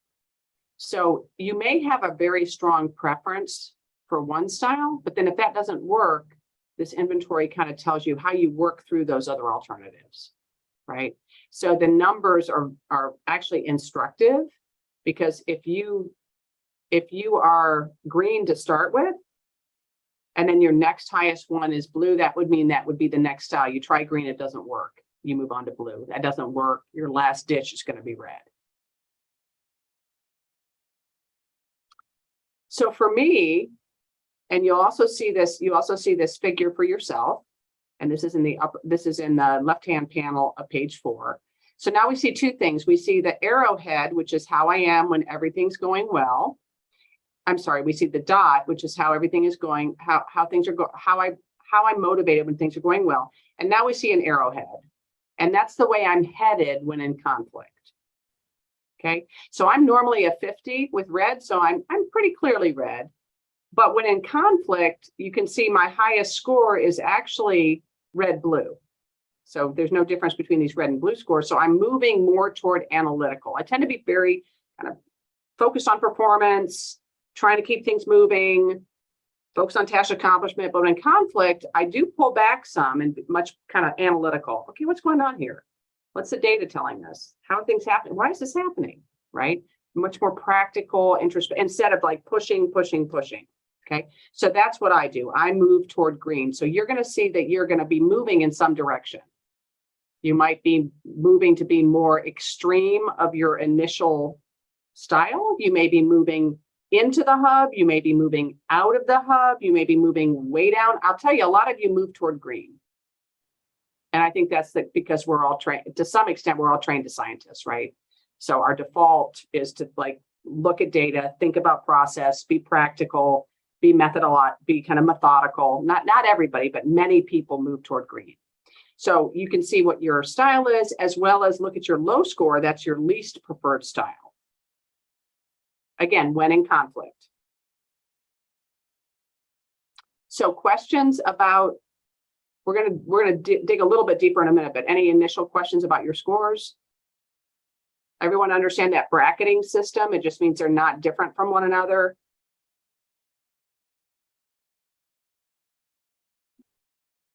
Okay, so let's talk about behavior change.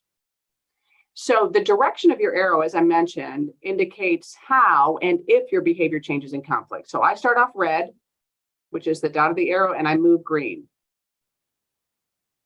The length of the arrow actually also really matters, because the length of the arrow tells you how much you change. So you might just become a little bit more assertive, a little bit more nurturing, a little bit less analytical when in conflict, or you could change dramatically, right? And so it's not just the direction your arrow is headed in, it's also how long that arrow is. So I'd like you to look at your description on page 5 now, and this is similar to what you did previously.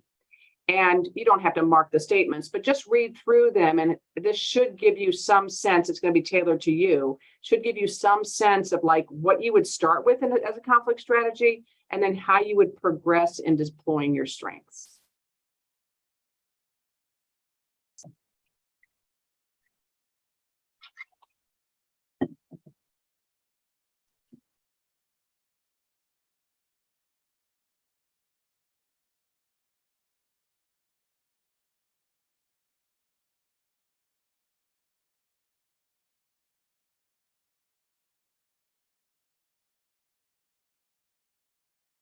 And the way that these behaviors manifest look differently based on whether it's your preferred style or your last ditch effort, right?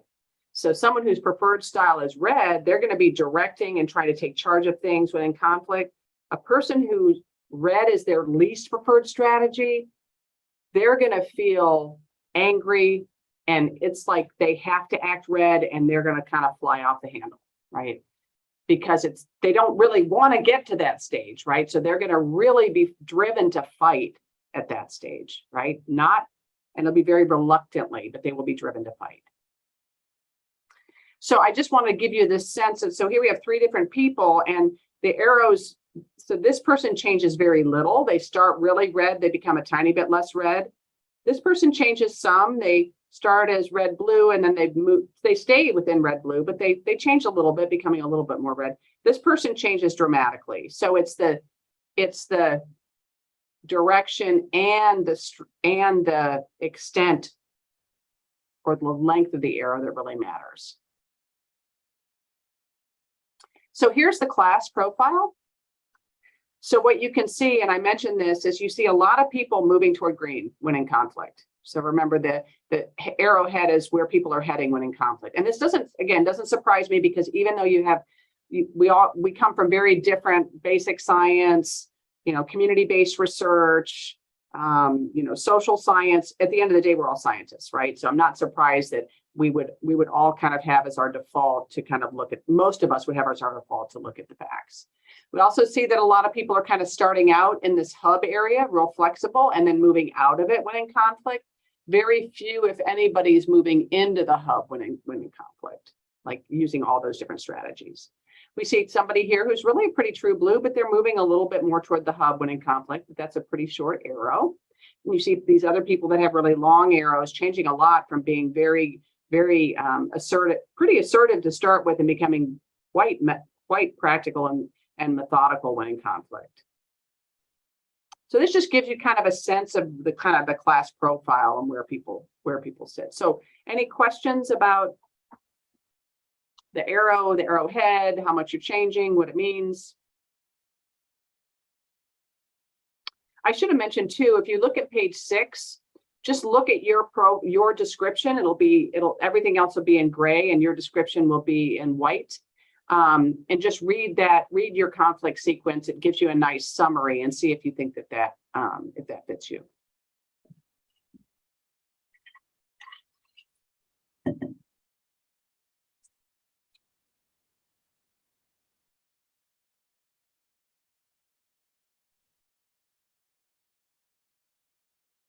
Strikes me the same way to you, that most people move to green, and maybe this isn't the program. I'd be curious to talk or just get insight from somebody who starts off more assertive, right? Because as a person who's in the middle and goes green, the one thing before I meet a meeting with conflict, I'm like, I'm going to go in and assert who I am, and then I get in there and I don't do it. I'd just be curious, how that moved from being like an assertive personality to being more analytical during conflict. I mean, I agree with you. That makes sense because we're all, scientists, and so we're going to base ourselves on logic. But I think most people wish they could. I think a lot of people wish they could be more assertive during conflict instead of passive. So I think it's interesting that everyone seems to be kind of, for the most part, moving that way. And I don't know if anyone would feel. Yeah, I'd love to hear if anybody has any thoughts.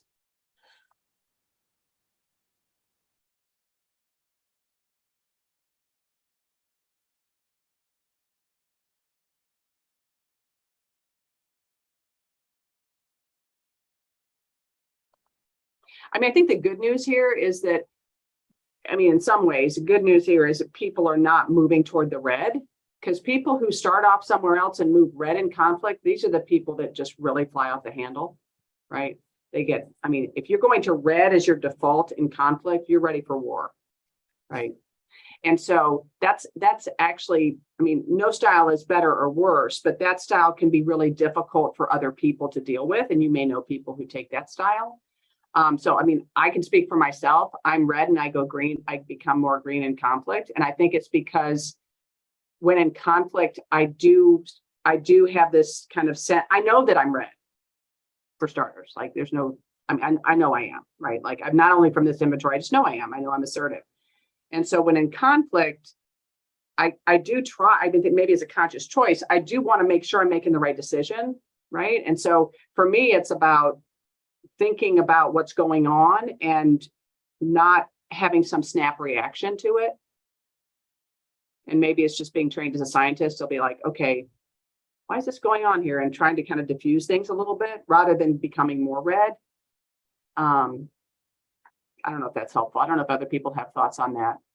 Why do people go green, right? Why do some of these individuals who are really moving toward green from where they started, any sense of why? Like what's motivating that for you? I think I'm the giant arrow. I think it might be, funnily, I think it might be the sort of blue side of me, as in when something is wrong, I want to understand why, like, where is this person coming from? I'm notorious for coming up with excuses for people. Like, I don't even need an apology. Like, if I can come up with a reason for why you did this, that's logical in your way, and I can get over it that way, I'll just get over it that way so that I can return to the task at hand and actually get the job done. Like, job done is always number one. But then trying to understand, okay, why did this happen? How did this happen? Mainly so that it doesn't happen again, so we can get the job done. I think that's why I kind of moved towards that analytical, because in my head, it sort of reinforces, it goes back to, if you solve this problem now, sort of like the conflict becomes one of the tasks that you need to solve. Yeah. And in order to properly solve it and achieve performance, you have to do it in an analytical fashion. And then it drives the performance again. Yeah, that's great. I mean, that's a great description. I would agree with you completely. You just said it much more eloquently than I did. But I would say, Lola, you are moving toward green, but you're passing through these other areas. So you're still pretty flexible, right? You're still pretty flexible in your approach. So you mentioned things like, trying to understand. That's a real blue tendency. And you're able to do that because you're really passing through that hub, and you're pretty close. Even though you start off red, you're actually pretty close to that hub on the downside. And we will talk about, Jeff, when do you use this red approach? Because it's not like it's always good to confront, but there are situations when you should. Right. No, thank you so much for sharing, Lola. I mean, one of the reasons I asked is I deal with on a regular basis somebody I think who starts off pretty red and quite honestly probably goes off the charts red during conflict. And so understanding how people can start off assertive and move towards a conflict resolution that's more in my area, I think is going to really help me in dealing with the situations that come up with that particular individual. So thank you for sharing that. Yeah. I'm sorry. Oh, yeah, sure. Let me just say one thing real quick. So I think what's going to really help you, Jeff, and I think I mentioned this in your breakout group, is read about that red type, right? Read about that red type and read about the person who goes red in conflict and why they do it. They feel like they have something to protect. And so if this is somebody that you need to continue to have a relationship with, or you want to continue to have a relationship with, and you feel like you've got some semblance of trust with this person, maybe trying to talk to them when they're not in their heightened red state about this, and not about their behavior, but how it makes you feel. Like, when you do this, then it makes me feel this way. Not saying you're doing something wrong. That could just be this person is just someone you're going to continue to have difficulty interacting with. But Zach, did you have a question? Yeah, my thought, and I'm 21 right there, going from like green just away from red. So I don't know how, I may be kind of projecting a little bit, but how much do power dynamics matter here? Because we're all also pretty junior, postdocs or junior faculty, and like, I don't have room to go red. I mean, I won't go red. That's just kind of how I am. But like, I could end my career by trying, if I were to be like, I'm going to be really confrontational right now. So I think that might be an important element as well. You are absolutely right. And you are foreshadowing what we're getting to. Absolutely. Some of these strategies, you have to be really careful how you use them. And this is one great example. So if there's a power differential and you have less power relative to the other person, using red can be a bad strategy unless it's just like a Hail Mary and you're willing to suffer the consequences, like unless you're just done, right? But typically, when you don't have power over someone, or you're not an equal power, using red can be very difficult. I mean, it can be a very difficult strategy, and it can lead to kind of serious career consequences. And this is where I would get back to like, is this even a good fit for you, right? Like maybe it's a postdoc that's just 2 years and you're learning a lot and you're working with some brilliant person. I don't know anything about your situation, and you can like weather through it because in the long haul, you can move on. But if this is a senior faculty member in a department that you plan to spend your career in, and this person is constantly asserting themselves, or a collaborator, maybe you need to think about whether you really want to collaborate with them in the long haul. I mean, these are difficult decisions. I'm not making it sound like it's easy, but this is what I tell people. Like sometimes you have to make decisions about whether this is a good fit for you, particularly if this is someone that you're collaborating with, or they have power over you, or department head, dean. I mean, those can be really difficult situations, but we will circle back to this. And I actually just had a thought around my shift from red to green, because when you think about a stereotype for me, as in, being an angry Black woman. So when I'm in conflict, I am hyper aware to be, even though in normal life, when I'm happy, I'm pretty loud, very boisterous, and I'm just a person. When there's conflict, I'm hyper aware to sort of like bring everything in, try to be quiet, try to be like, okay, actually listen to what I'm saying and don't dismiss me because of a stereotype or just a woman like, oh, she's just been hysterical or, whatever. So maybe that this just occurred to me. Maybe that's another driver. No, and I think that's part of it with me too. Like, I know that I'm assertive. And so I know and I'm aware of all this. So I think I do try to be mindful of that. And it's actually, I mean, it's sad, right? Like, we shouldn't have to be mindful of that, but it is what it is, right? But yeah, I think that there are definitely those kind of social pressures that, or concerns about how you're perceived and going to be further stigmatized or, further so. Okay. So we already kind of talked about this, the type of people you have difficulty relating to. But I would encourage you to read about some of these motivational systems other than your own, particularly now that you're kind of an armchair psychologist and you've done this inventory, and you can think about the types of people or a person that you have repeated conflict with. You're like, gosh, I think the reason I have conflict is they're really green and I'm really blue. And so I feel like I'm not valued, or I feel like I can't connect with them. So reading about those other styles can be really helpful. Whether it's their motivational value system when everything's going well, or it's their style in conflict. There's also information in the in your packet, and we're not going to, there's a lot of stuff here and we're just kind of picking and choosing, but if you look on page 8 and 10, it'll show you not only your strengths, but also some of your overdone strengths. And so you can see, for me, my strengths are, forceful, self-confident, quick to act, but then that also translates into some overdone strengths, like when that could be problematic.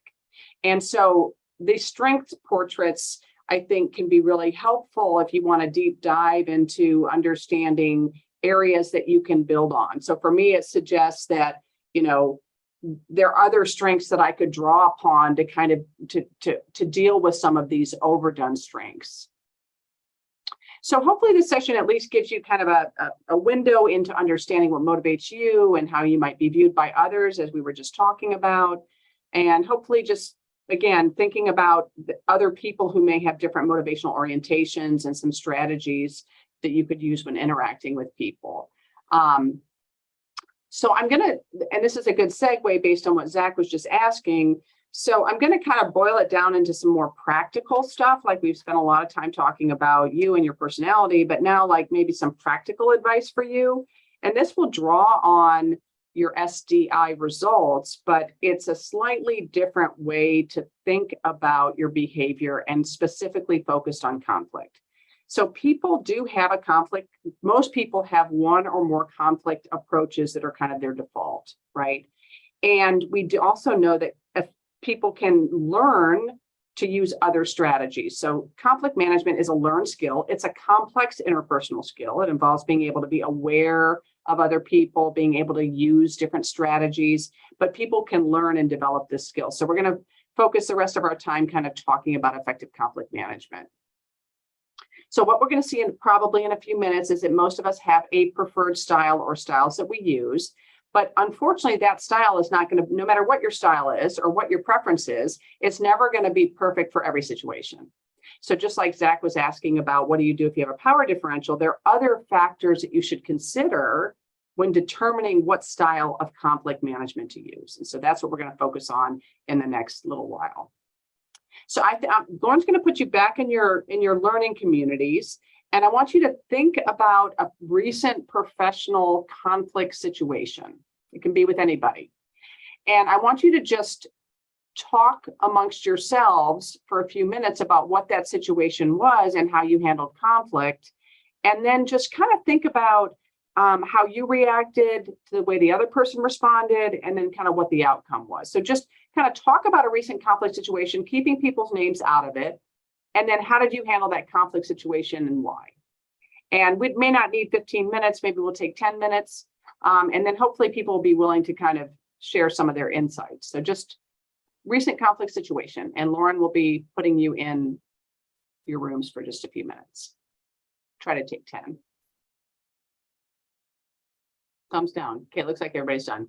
So there's a couple things going on here, right? So you, first of all, you might find that you have a really clear preference for one or more. So the higher the score, the stronger the preference. And so each of these different styles can get as 20. The lowest score you can get is 4. So if you're approaching 20, you have a strong preference. If you're low, like 4 to 8, it means you really don't like using this style. So I want you to think about both the style that you're most comfortable with and then second most comfortable with, but also pay attention to, is there a style that you really would prefer not to use or you really tend to not use? So as we talk about, we're going to talk quickly about these strategies for handling conflict. And these have to do with kind of your actual behavior, not your preference, not what motivates you, but your actual behavior in conflict. And we have a couple of different styles, and these are going to have several of them are going to have parallels to the SDI. And the first conflict management style is forcing. So this is where you use a forceful approach in conflict, going to be similar to that asserting style. The second approach is an accommodating style. This is similar to that nurturing style, although more behavioral in terms of the actual behaviors you engage in. The third is an avoiding style, kind of like the analytic autonomizing type, but this is truly avoiding conflict, just stepping out of it. We prefer not to get involved. There's a compromising style, which means that you're trying to find out, you're trying to kind of give and take with the other person. If you agree to this, I'll agree to that. And the last is a collaborating style. And this is different from compromise because it involves really dissecting the problem at hand and spending the time to dig in and figure out the best approach to solving that problem. So you may have a preference for one or more of these, and there may also be one that you feel less comfortable with. And again, this maps somewhat onto the SDI, but it's different because it focuses on actual behaviors. It also comes from a really different theoretical perspective, like conflict management comes out of a different scholarly discipline than the SDI does. And it also has this avoiding style has a different flavor. So this is not necessarily sitting back and looking at the facts. It's kind of like running away or getting away from conflict. I mentioned earlier that particularly these conflict management strategies, often we learn these based on how our family deals with conflict. And a lot of individuals have a natural tendency to avoid conflict for whatever reason. They don't want to get in arguments. They don't want to rock the boat. They prefer just to not engage in conflict. And let's face it, most of us don't enjoy engaging in conflict with other people. And there's a time when that avoiding style can be really appropriate. But these are the 5 approaches. I want you to think about the one that best fits. You may see some parallels to your conflict, your style, your motivational style your motivational style when in conflict probably maps somewhat onto these approaches. And the more blended you were on the SDI, and the more similar these strategies, like if you don't have a real strong preference for one or the other one, that's great because it means you can probably use them interchangeably. So now you just need to figure out under what circumstances should you use, for example, a forcing approach versus an avoiding approach. So any quick questions about that assessment? Anything you saw that was really, really different from the SDI? Should map somewhat onto that. Okay, so even though you may have a preferred style or styles, it doesn't mean you're necessarily going to use that style in every situation. And what we know is that different situations come with a variety of constraints, like how much power you have, like Zach mentioned earlier, with the person you're in conflict with, to determine the approach that you should use. And there's a lot of things we could consider in determining what strategy is appropriate in what situation. We're going to focus on 4 things, and we're really going to focus primarily on the first 3. And the first is how important the issue is. So sometimes we end up in conflict about issues that really aren't that important. And so that really helps us figure out which of these approaches is going to be most appropriate in that context. The second is how important is the relationship with the person you're in conflict with. The third is, what is your relative power? This is what Zach brought up and we were talking about earlier. Do you have equal power? Do you have more power? Or do you have less power with the person you're in conflict with? And the final consideration is, how much time do you have to make a decision, right? Like, how much time do you have to deal with this conflict situation? So with these 4 things in mind, we can determine which of those 4 approaches, which of those 4 approaches is most appropriate. So we've got our 5 different styles at the top. This is the assertive or forcing style, accommodating, more nurturing style, avoiding, don't want to deal with conflict at all, compromising, the give and take, and then the collaborating, just really digging in to come up with come up with the best solution when in conflict. And then we have these 4 kind of contextual factors or factors we should consider potentially in determining what the best approach is for managing conflict. So if we consider these, it becomes pretty clear, given everything else, the strategies, which strategy works best where. So in terms of this forcing approach, where you're going to be assertive, you're going to assert yourself, you're going to push for your side of the conflict situation, that should be done when the issue is really important, but the relationship is not, right? So if the issue is really important, it's something that's very important to you personally, professionally, it's a big issue, that might be a situation where a forcing style might be appropriate, right? But you have to realize there could be collateral relational damage by using a forcing approach. It also, and this gets to what Zach was asking about, it also is most appropriate if you have power over the other person, right? Because using this strategy, if you're in a less powerful position, can lead to negative consequences for you. It's also a pretty expeditious strategy. So forcing in a conflict situation will typically resolve that situation by the person who's forcing it. You're going to see kind of the opposite pattern with accommodate. This is where you're kind of giving in to the other party. And you use accommodation if the relationship's important, but the issue is not. And for those of you that may be less prone to accommodating, I can tell you this, using accommodation in situations where the relationship's important, but the issue is not, is a really great way to build trust with people.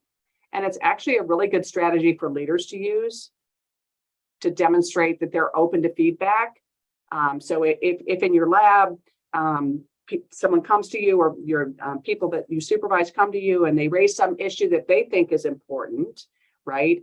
And they're asking for something, you want to build trust and build that relationship. If it's not that important to you, this is a great opportunity for you to demonstrate that you have care and concern and compassion without there being a big loss for you.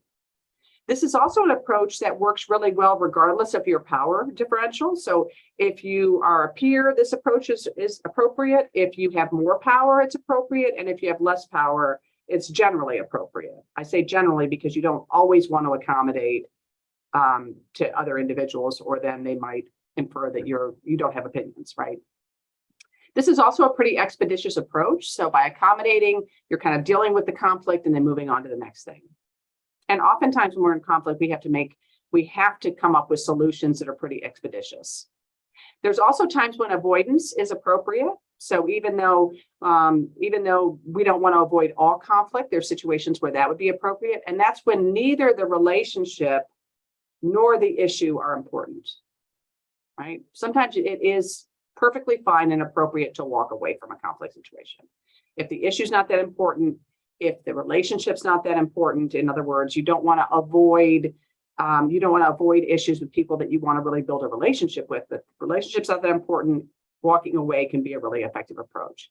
This is one that works best if you have kind of a peer relationship or you have more power over someone. I don't know if I'd recommend avoiding conflict with your supervisor. If your supervisor is initiating conflict, you might need to, at least have a conversation about that. It's also pretty expeditious in terms of time. So most people think that like compromising and collaboration is really the best approach because it allows you to consider both alternatives and you're either giving and taking or coming up with kind of the best solution that you can. And so not surprisingly, compromising is appropriate if the issue's pretty important and the relationship's pretty important. In other words, you may not want to dig in and spend a lot of time with a collaborative approach, but you want to make sure that both parties or multiple parties' perspectives are heard. It does take more time though, right? So sometimes compromise can take some giving and taking and discussion to reach the best solution. And collaboration, which we often hear about as like the best approach, that we should always be collaborative, there's a big caveat here, right? So collaboration is really useful and effective if the relationship and the issue is important. The problem is it takes forever, right? So if you use collaboration to solve all of your problems, you'd be doing nothing but solving problems.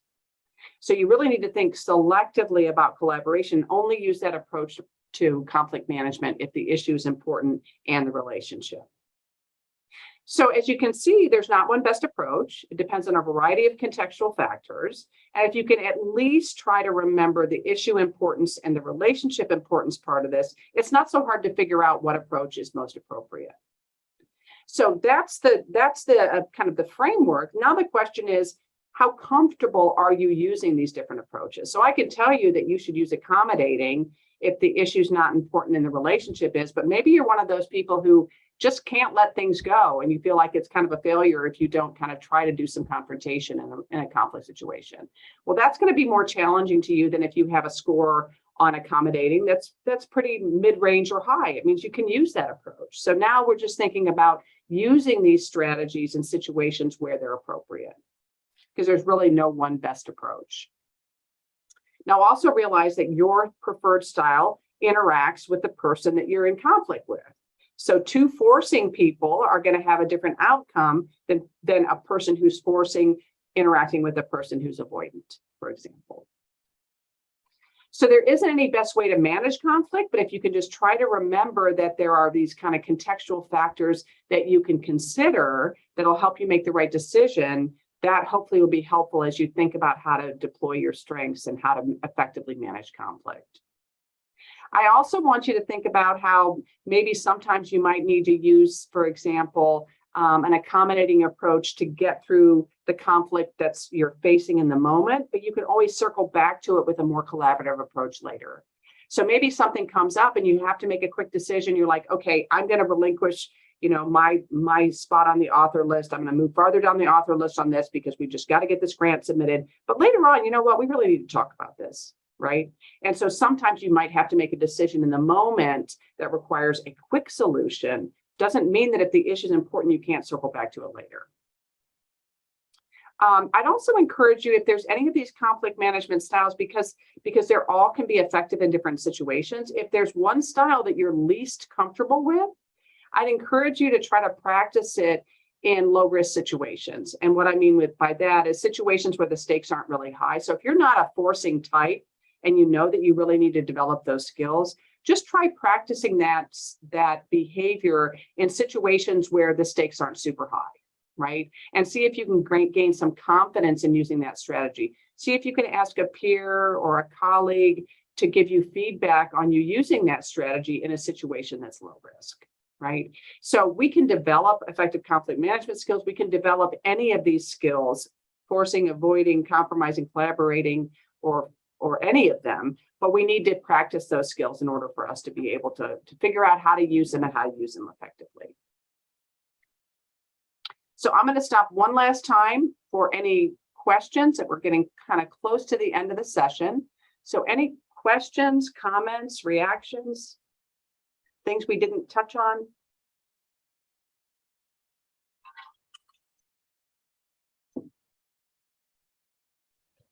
Something came up in our group about what if you're in conflict with someone, but you're the only person that really knows you're in conflict with someone? Like, I guess you're just kind of mad at someone for something they've done, but they don't know it. Well, I guess I would say if that relationship's important, you really need to tell them. But of course, I'm a little more forcing, just disclosure. But no, in all honesty, I think that, one thing, so there's lots of other suggestions about managing conflict. And one of them is sometimes you really need to address issues later on when the conflict is kind of over with, right? So you should never talk to somebody, like if you're mad at someone, trying to confront them in the moment, if the relationship's important, is probably not a great idea. It's probably better to let that simmer down and then talk to them kind of at another time when people's emotions aren't so high. So that's kind of a general strategy. If the relationship's not important to you, it might be worth just not going there. So I think for me, it's all about the relationship. How important is that relationship? Whether it's that person is someone that you're close to, you feel close to, and they just kind of annoy you sometimes, or do things that make you mad, or is that like your department head? Is it a more senior collaborator? Those kind of situations, those are tricky because you have that power differential kind of layered on top of it. So, I think, sometimes we just have to let go of these things, but sometimes we have to think about if the relationship's really important and in terms of giving feedback to someone who's done something to make you mad, it's really important that you don't attribute motive. That's probably the cardinal rule about giving people feedback, is don't attribute motive. Don't say, I know you don't really think that I've got the skills to blah, blah, blah, because that puts someone on the defensive immediately. Instead, you focus on the actual behavior and you say, you may not have intended it, but when you did this, it really made me feel like this. And I'm just, I just want to let you know, because I don't think that you necessarily intended any harm by it. And that will really help diffuse the situation rather than attributing motive about why someone did what they did. Because at the end of the day, you just don't know. I don't know if that's helpful, Zach. Yes, it is. Okay, great. And I guess my sort of what struck me is, I think it's a great idea to practice different resolution styles in relationships that are quote unquote low importance. But as young scientists, junior faculty, I don't think we engage in relationships that are of low importance, right? If I'm mentoring a young scientist, that's extremely important. If I'm working with colleagues or potential colleagues, right, I can't burn bridges. These are people that'll sit on study sections. I don't have 10 years of established grants. I don't have this history that overcomes that. So I think it's really hard to find situations where you can be assertive, because the way the power structure works is I don't find myself in relationships that are of low importance to my career, at least. Everything's important to my career at this stage. And so I don't really know how to develop these skills, other than maybe, getting up, taking it out on some poor postdoc who works for a lab next to me. But that's, I don't want to do that either. Like I said, I can't really afford to burn any bridges at this point in my career. Right. So I don't know how to find a situation to learn how to do this in. But the situations keep coming up where I have to learn that. So I don't know how you balance that. Yeah, that is a really good question. I think what I would say is, remember, things don't have to be in the extreme, right? So we talk about a forcing style. It doesn't have to be like coming in with your guns ablazing. It just means being a little more assertive than you might have normally been, right? And so I think that, as you think about and I'm not trying to minimize what you're saying. I completely, totally get it. My guess is, though, you might have conflict situations, even for example, conflict situations with, a research scientist that you have working with you, or a graduate student that you're mentoring, or an undergrad in your lab, if you have undergrads in your lab. In those kind of situations, if conflicts arise, you can be more forceful. It doesn't mean that you have to be rude and disrespectful and, crush their soul, but you can bring to their attention concerns with their performance, and you can do it in a way that's assertive, but also developmental and has, so I think there are perhaps situations where you can do that without fear of retribution. And I do think that there are ways that you can still develop those skills. It doesn't have to be the coming in with the guns ablazing kind of approach. Kathy, do you have thoughts on this? Because you do a good bit of faculty development. One thing I would say is practice it outside of the workplace. Mm-hmm. If you have an issue with your neighbor or something, or you're moving and you have an issue with your neighbor. But I don't think it always has to be in the work situation, because there are lots of conflicts that arise. We have someone in our business school who gives a talk like this to my junior faculty course. An example he gives for assertive is buying a car, to the point where I want him to come help me buy my next car. So, that's one way. Those sorts of temporary interactions you can practice. Yeah, that's a great point. It doesn't help deal with the situation you might be facing, Jeff. No, I think that's a great idea. I definitely have opportunities in my personal life where I can take those, learn to be a little more assertive in conflict resolution. Yeah, that's a great idea. I think the other thing I would say is, if you feel like you're in a toxic environment, and I don't remember where you're from, so I'm no disrespect to anybody, any institution, but if you feel like if any of you find yourself in an environment where you can't really be true to yourself, and you have a lot of conflict and you don't have any control over it, that is where you need to start thinking about an exit strategy when you can, right? Because I don't think that every academic institution is that toxic. And it's easy for me to say but I remember being a junior faculty member, and I was watching my P's and Q's in my department meetings, and I wasn't saying a whole lot. your time will come where you can have more of a voice. But if you really feel constrained where you are, then I guess I would really encourage you to think about whether that's a good fit for you. And you may not have options tomorrow, but you will have options down the road. And I'm happy to talk to any of you guys about, anything that might be, might be relevant to, on kind of offline if you want to, not just Jeff, anybody. And I'm sorry about the guy phrase. I know I shouldn't use that language. I'm from the Midwest, but please excuse me if I'm using that inappropriately. Individuals. So anything else? Any other last minute comments? Yeah, John. I have a question. When we're talking about assertiveness, do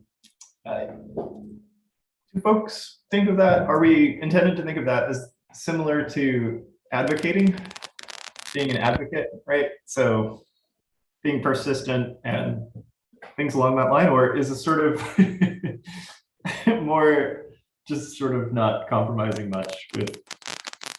Yeah, so I think you can be assertive in different ways. And if you think about it, people can be assertive to, thinking back to even the SDI, people can be assertive to get what they think they deserve, but people can also be assertive to advocate for other people, right?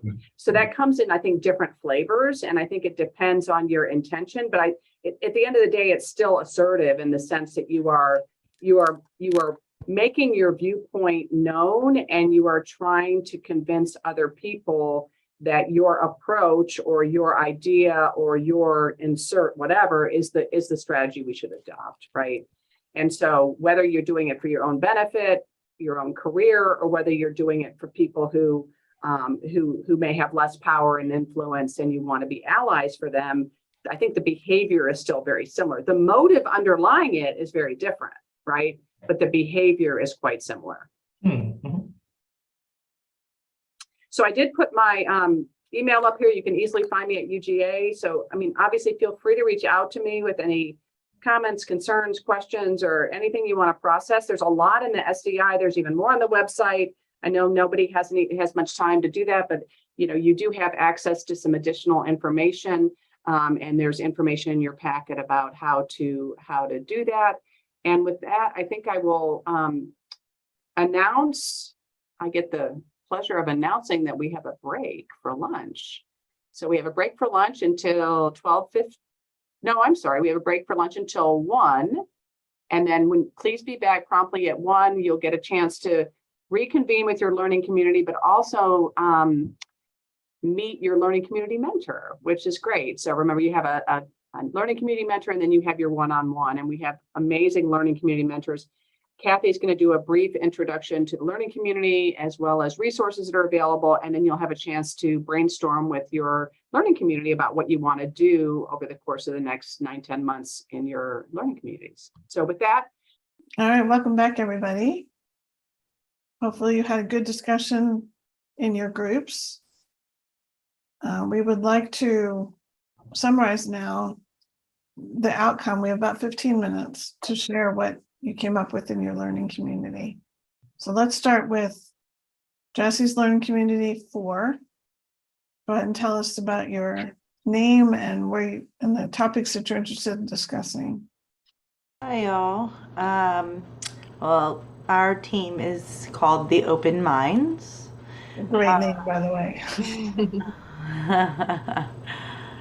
And the topics that we were interested in, mind you, we only had half of our group here today, so these topics may change, but the ones that aligned based on our scoring on the other sheet were creating brand, communicating expectations, building, working in, managing an interdisciplinary team, mentorship around grant writing, research driving new business development, and improved transparency in the grants process and post-award process. And that's us. Thank you. That sounds like you have a full set of topics for your meetings coming up. All right, let's move on to learning community 3. I don't know that I can scroll. There we go. Learning Community 3, Dr. Hooks is Learning Community. Who's I the think that's 4. spokesperson? I'm sorry? Oh, it says 4 at the top. Oh, I see what you're doing. I'm sorry. Cohort 4, but it's Learning Community 3. So All right. Arnab, would you be our spokesperson? Sure. So, our group name is called Visionaries because a lot of people in this group works with brain and ocular function and optics. So we are meeting mostly on Thursdays, so either Thursday morning or afternoon, and some of the topics that we are interested in discussing are, firstly, we are starting with successful mentorship relationship and how to manage research teams, how to find and sustain collaborations, conflict management, and so on and so forth. And most importantly, how to balance teaching and research as a faculty in various capacities. Yeah. Was there anything else that I needed to add? Sorry, I forgot. No, I think that's great. I think you also have a nice full schedule of topics going forward. It's interesting. First of all, I like your name too. That's very clever. And I think it's interesting to me that your topics are quite different from that of Learning Community 4. Yes. So thank you. Thank you. All right, let's go to Learning Community 2. If I can get up. There we go. This is Dr. News Group. Yes, I'll be speaking on behalf of our group. We call it the Spectral 7 because of alliteration, and we like to think of things on spectrums. In particular, we were more interested in diving deeper into some things that were more relevant to where we sort of professional development are.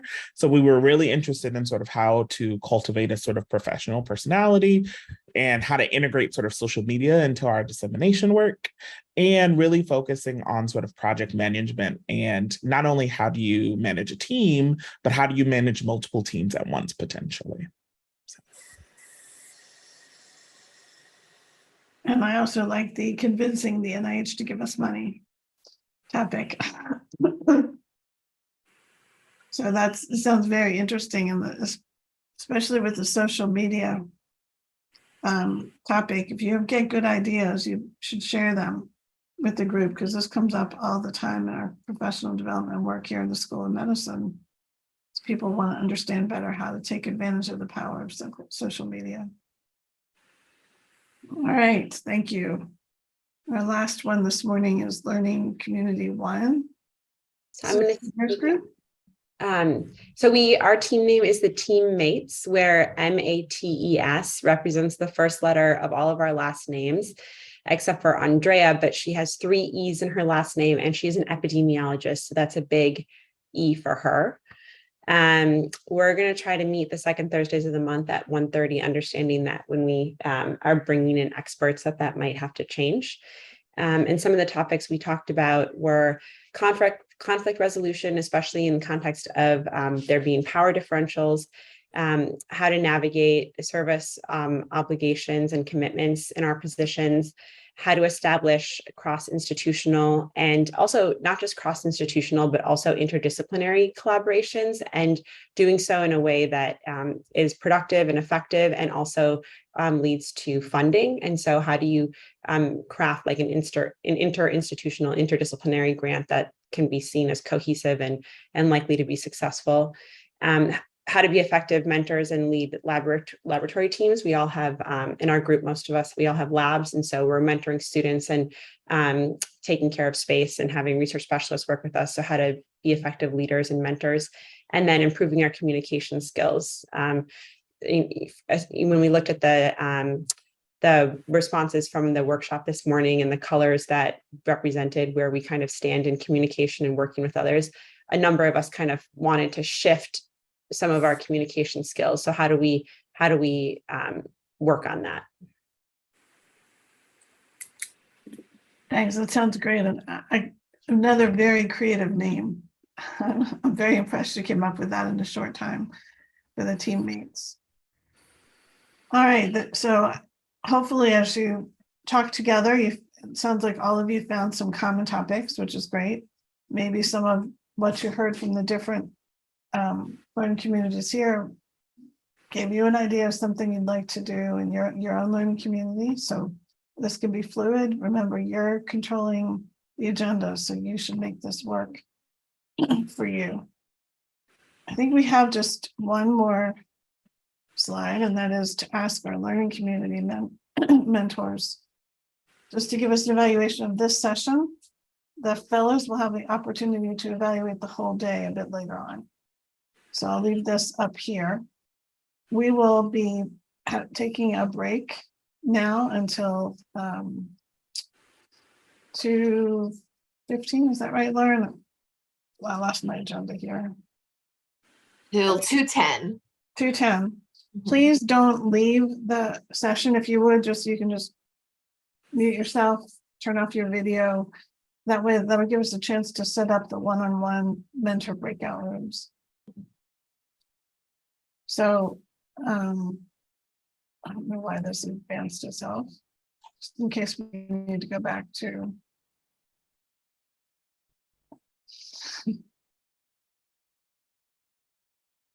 All right, so we'll see you all back at 2:10. Thank you. Yes, thank you all learning community mentors for your session today. Agreed. Thank you so much. We really appreciate it.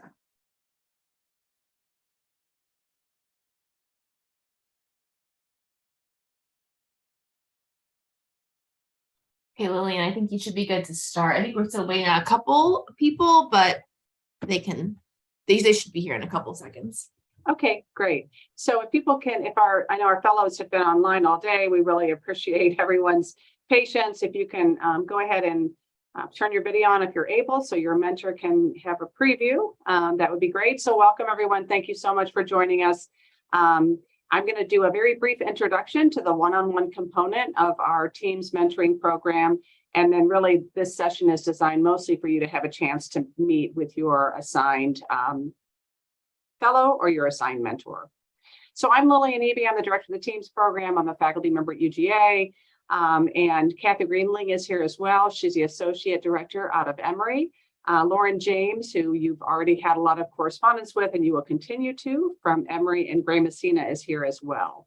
So I want to just kind of orient the mentors in particular, the one-on-one. Excuse me, Lillian, did you want to share your screen? Oh, I'm sorry. Absolutely. Great. Thank you. Just so you can place a face with a name, here's our team, myself, Kathy, Lauren, and Gray. Lauren and Gray really do the heavy lifting and make this program possible with all the excellent support that they provide. Kathy primarily works with the learning community. She's also the associate director and helps with programming and the structure of the program as well.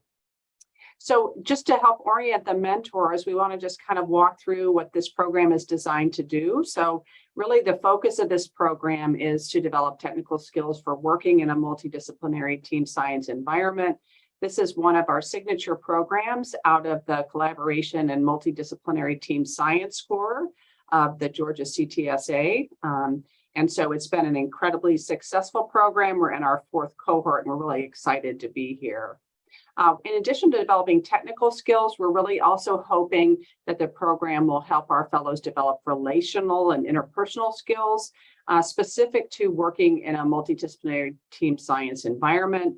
And of course, develop networks both within their home institution, but also hopefully across the CTSA institutions, which includes Tech, Emory, Morehouse School of Medicine, and UGA, and really improve their skills related to some of the unique advantages as well as challenges of working in a collaborative multidisciplinary team environment.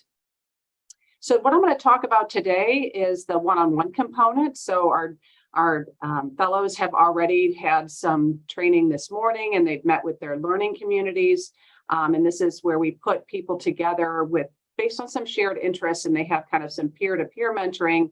And then they have a more seasoned faculty member kind of helping them navigate and develop some skills that the team is interested in.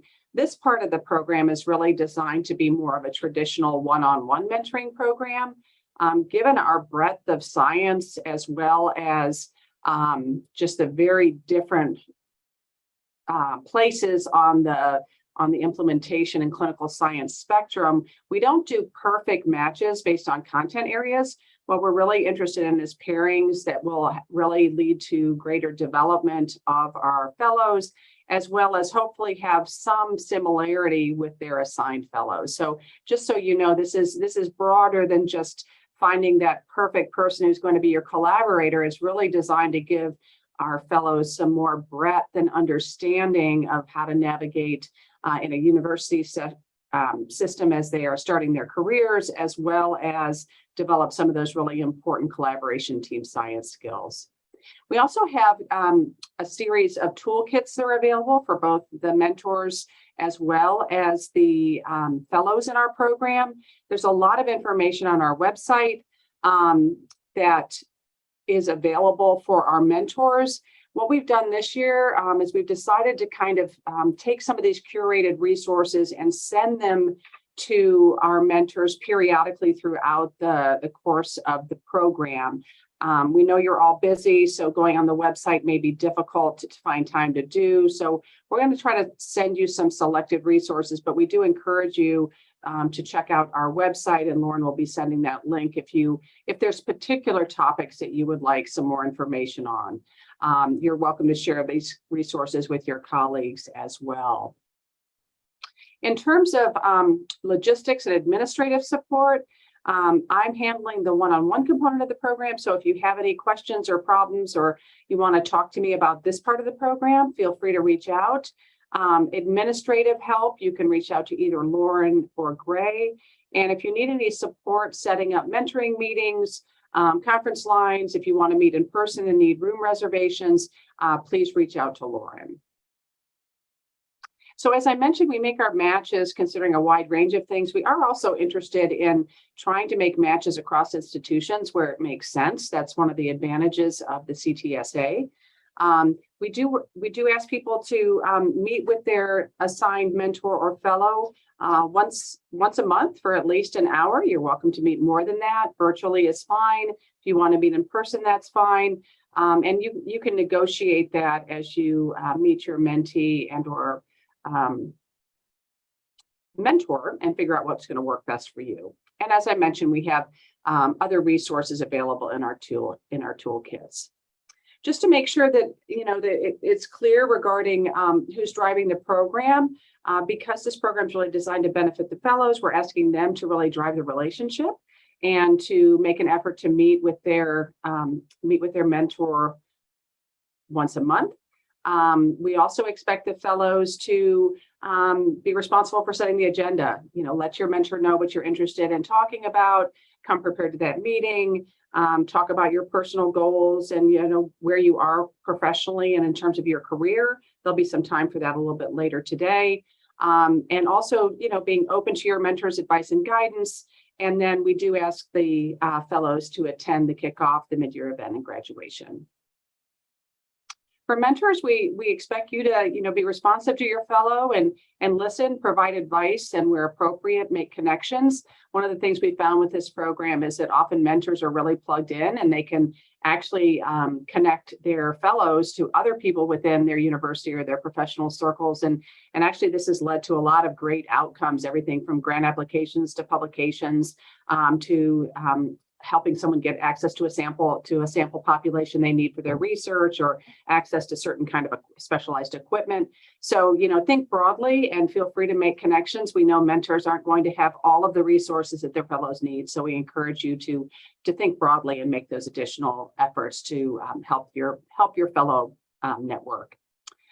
We also, goes without saying, we're encouraging confidentiality. We know that one of the best predictors of a successful mentoring relationship is trust. So we encourage you to have some discussions about that, as well as discussions about what the fellow wants to get out of the program and what the mentor feels comfortable providing.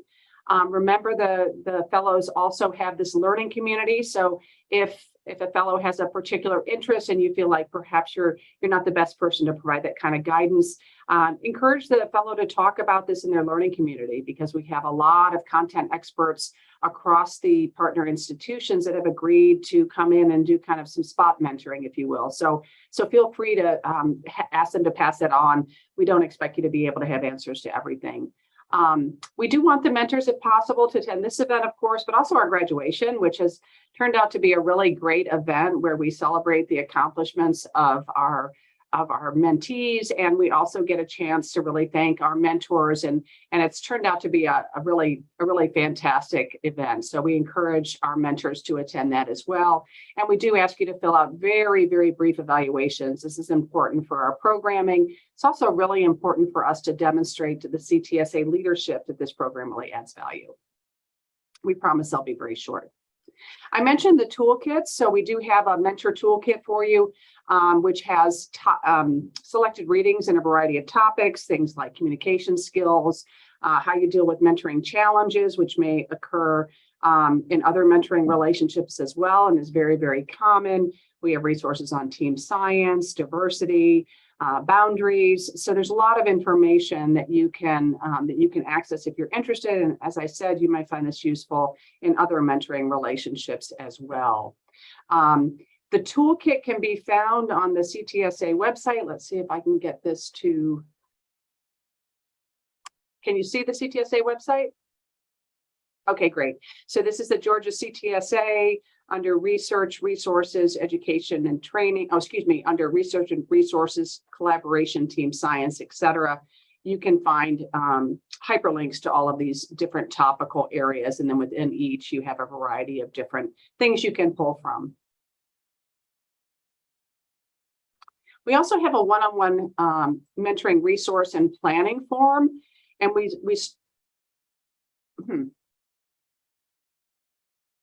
me try that one again.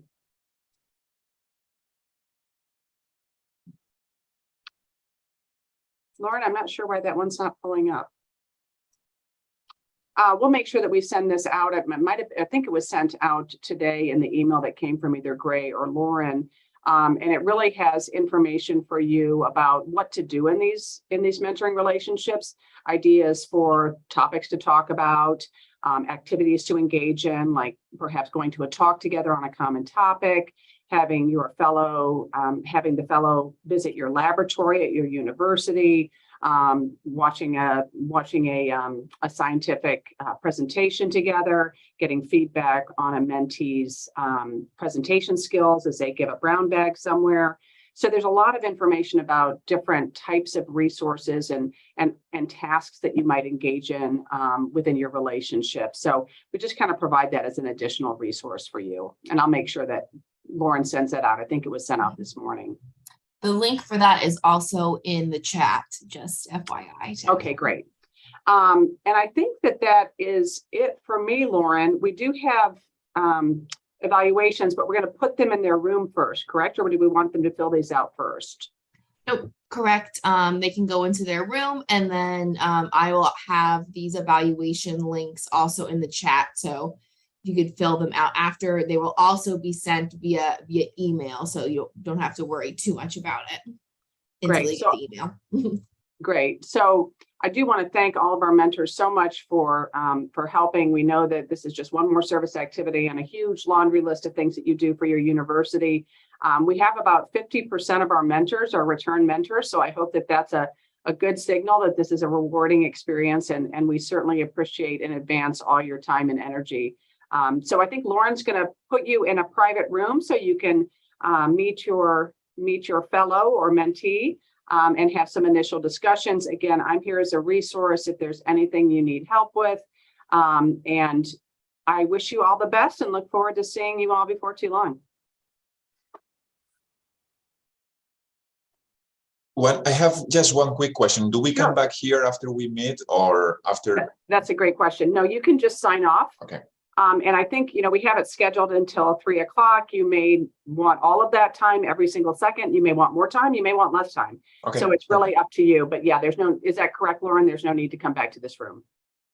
Yes, that is correct. And I think some people's mentors aren't here today. I believe most have communicated between each other, but if you get put into a room that your mentor isn't there, hopefully you already know that. But just in case, that's what that means.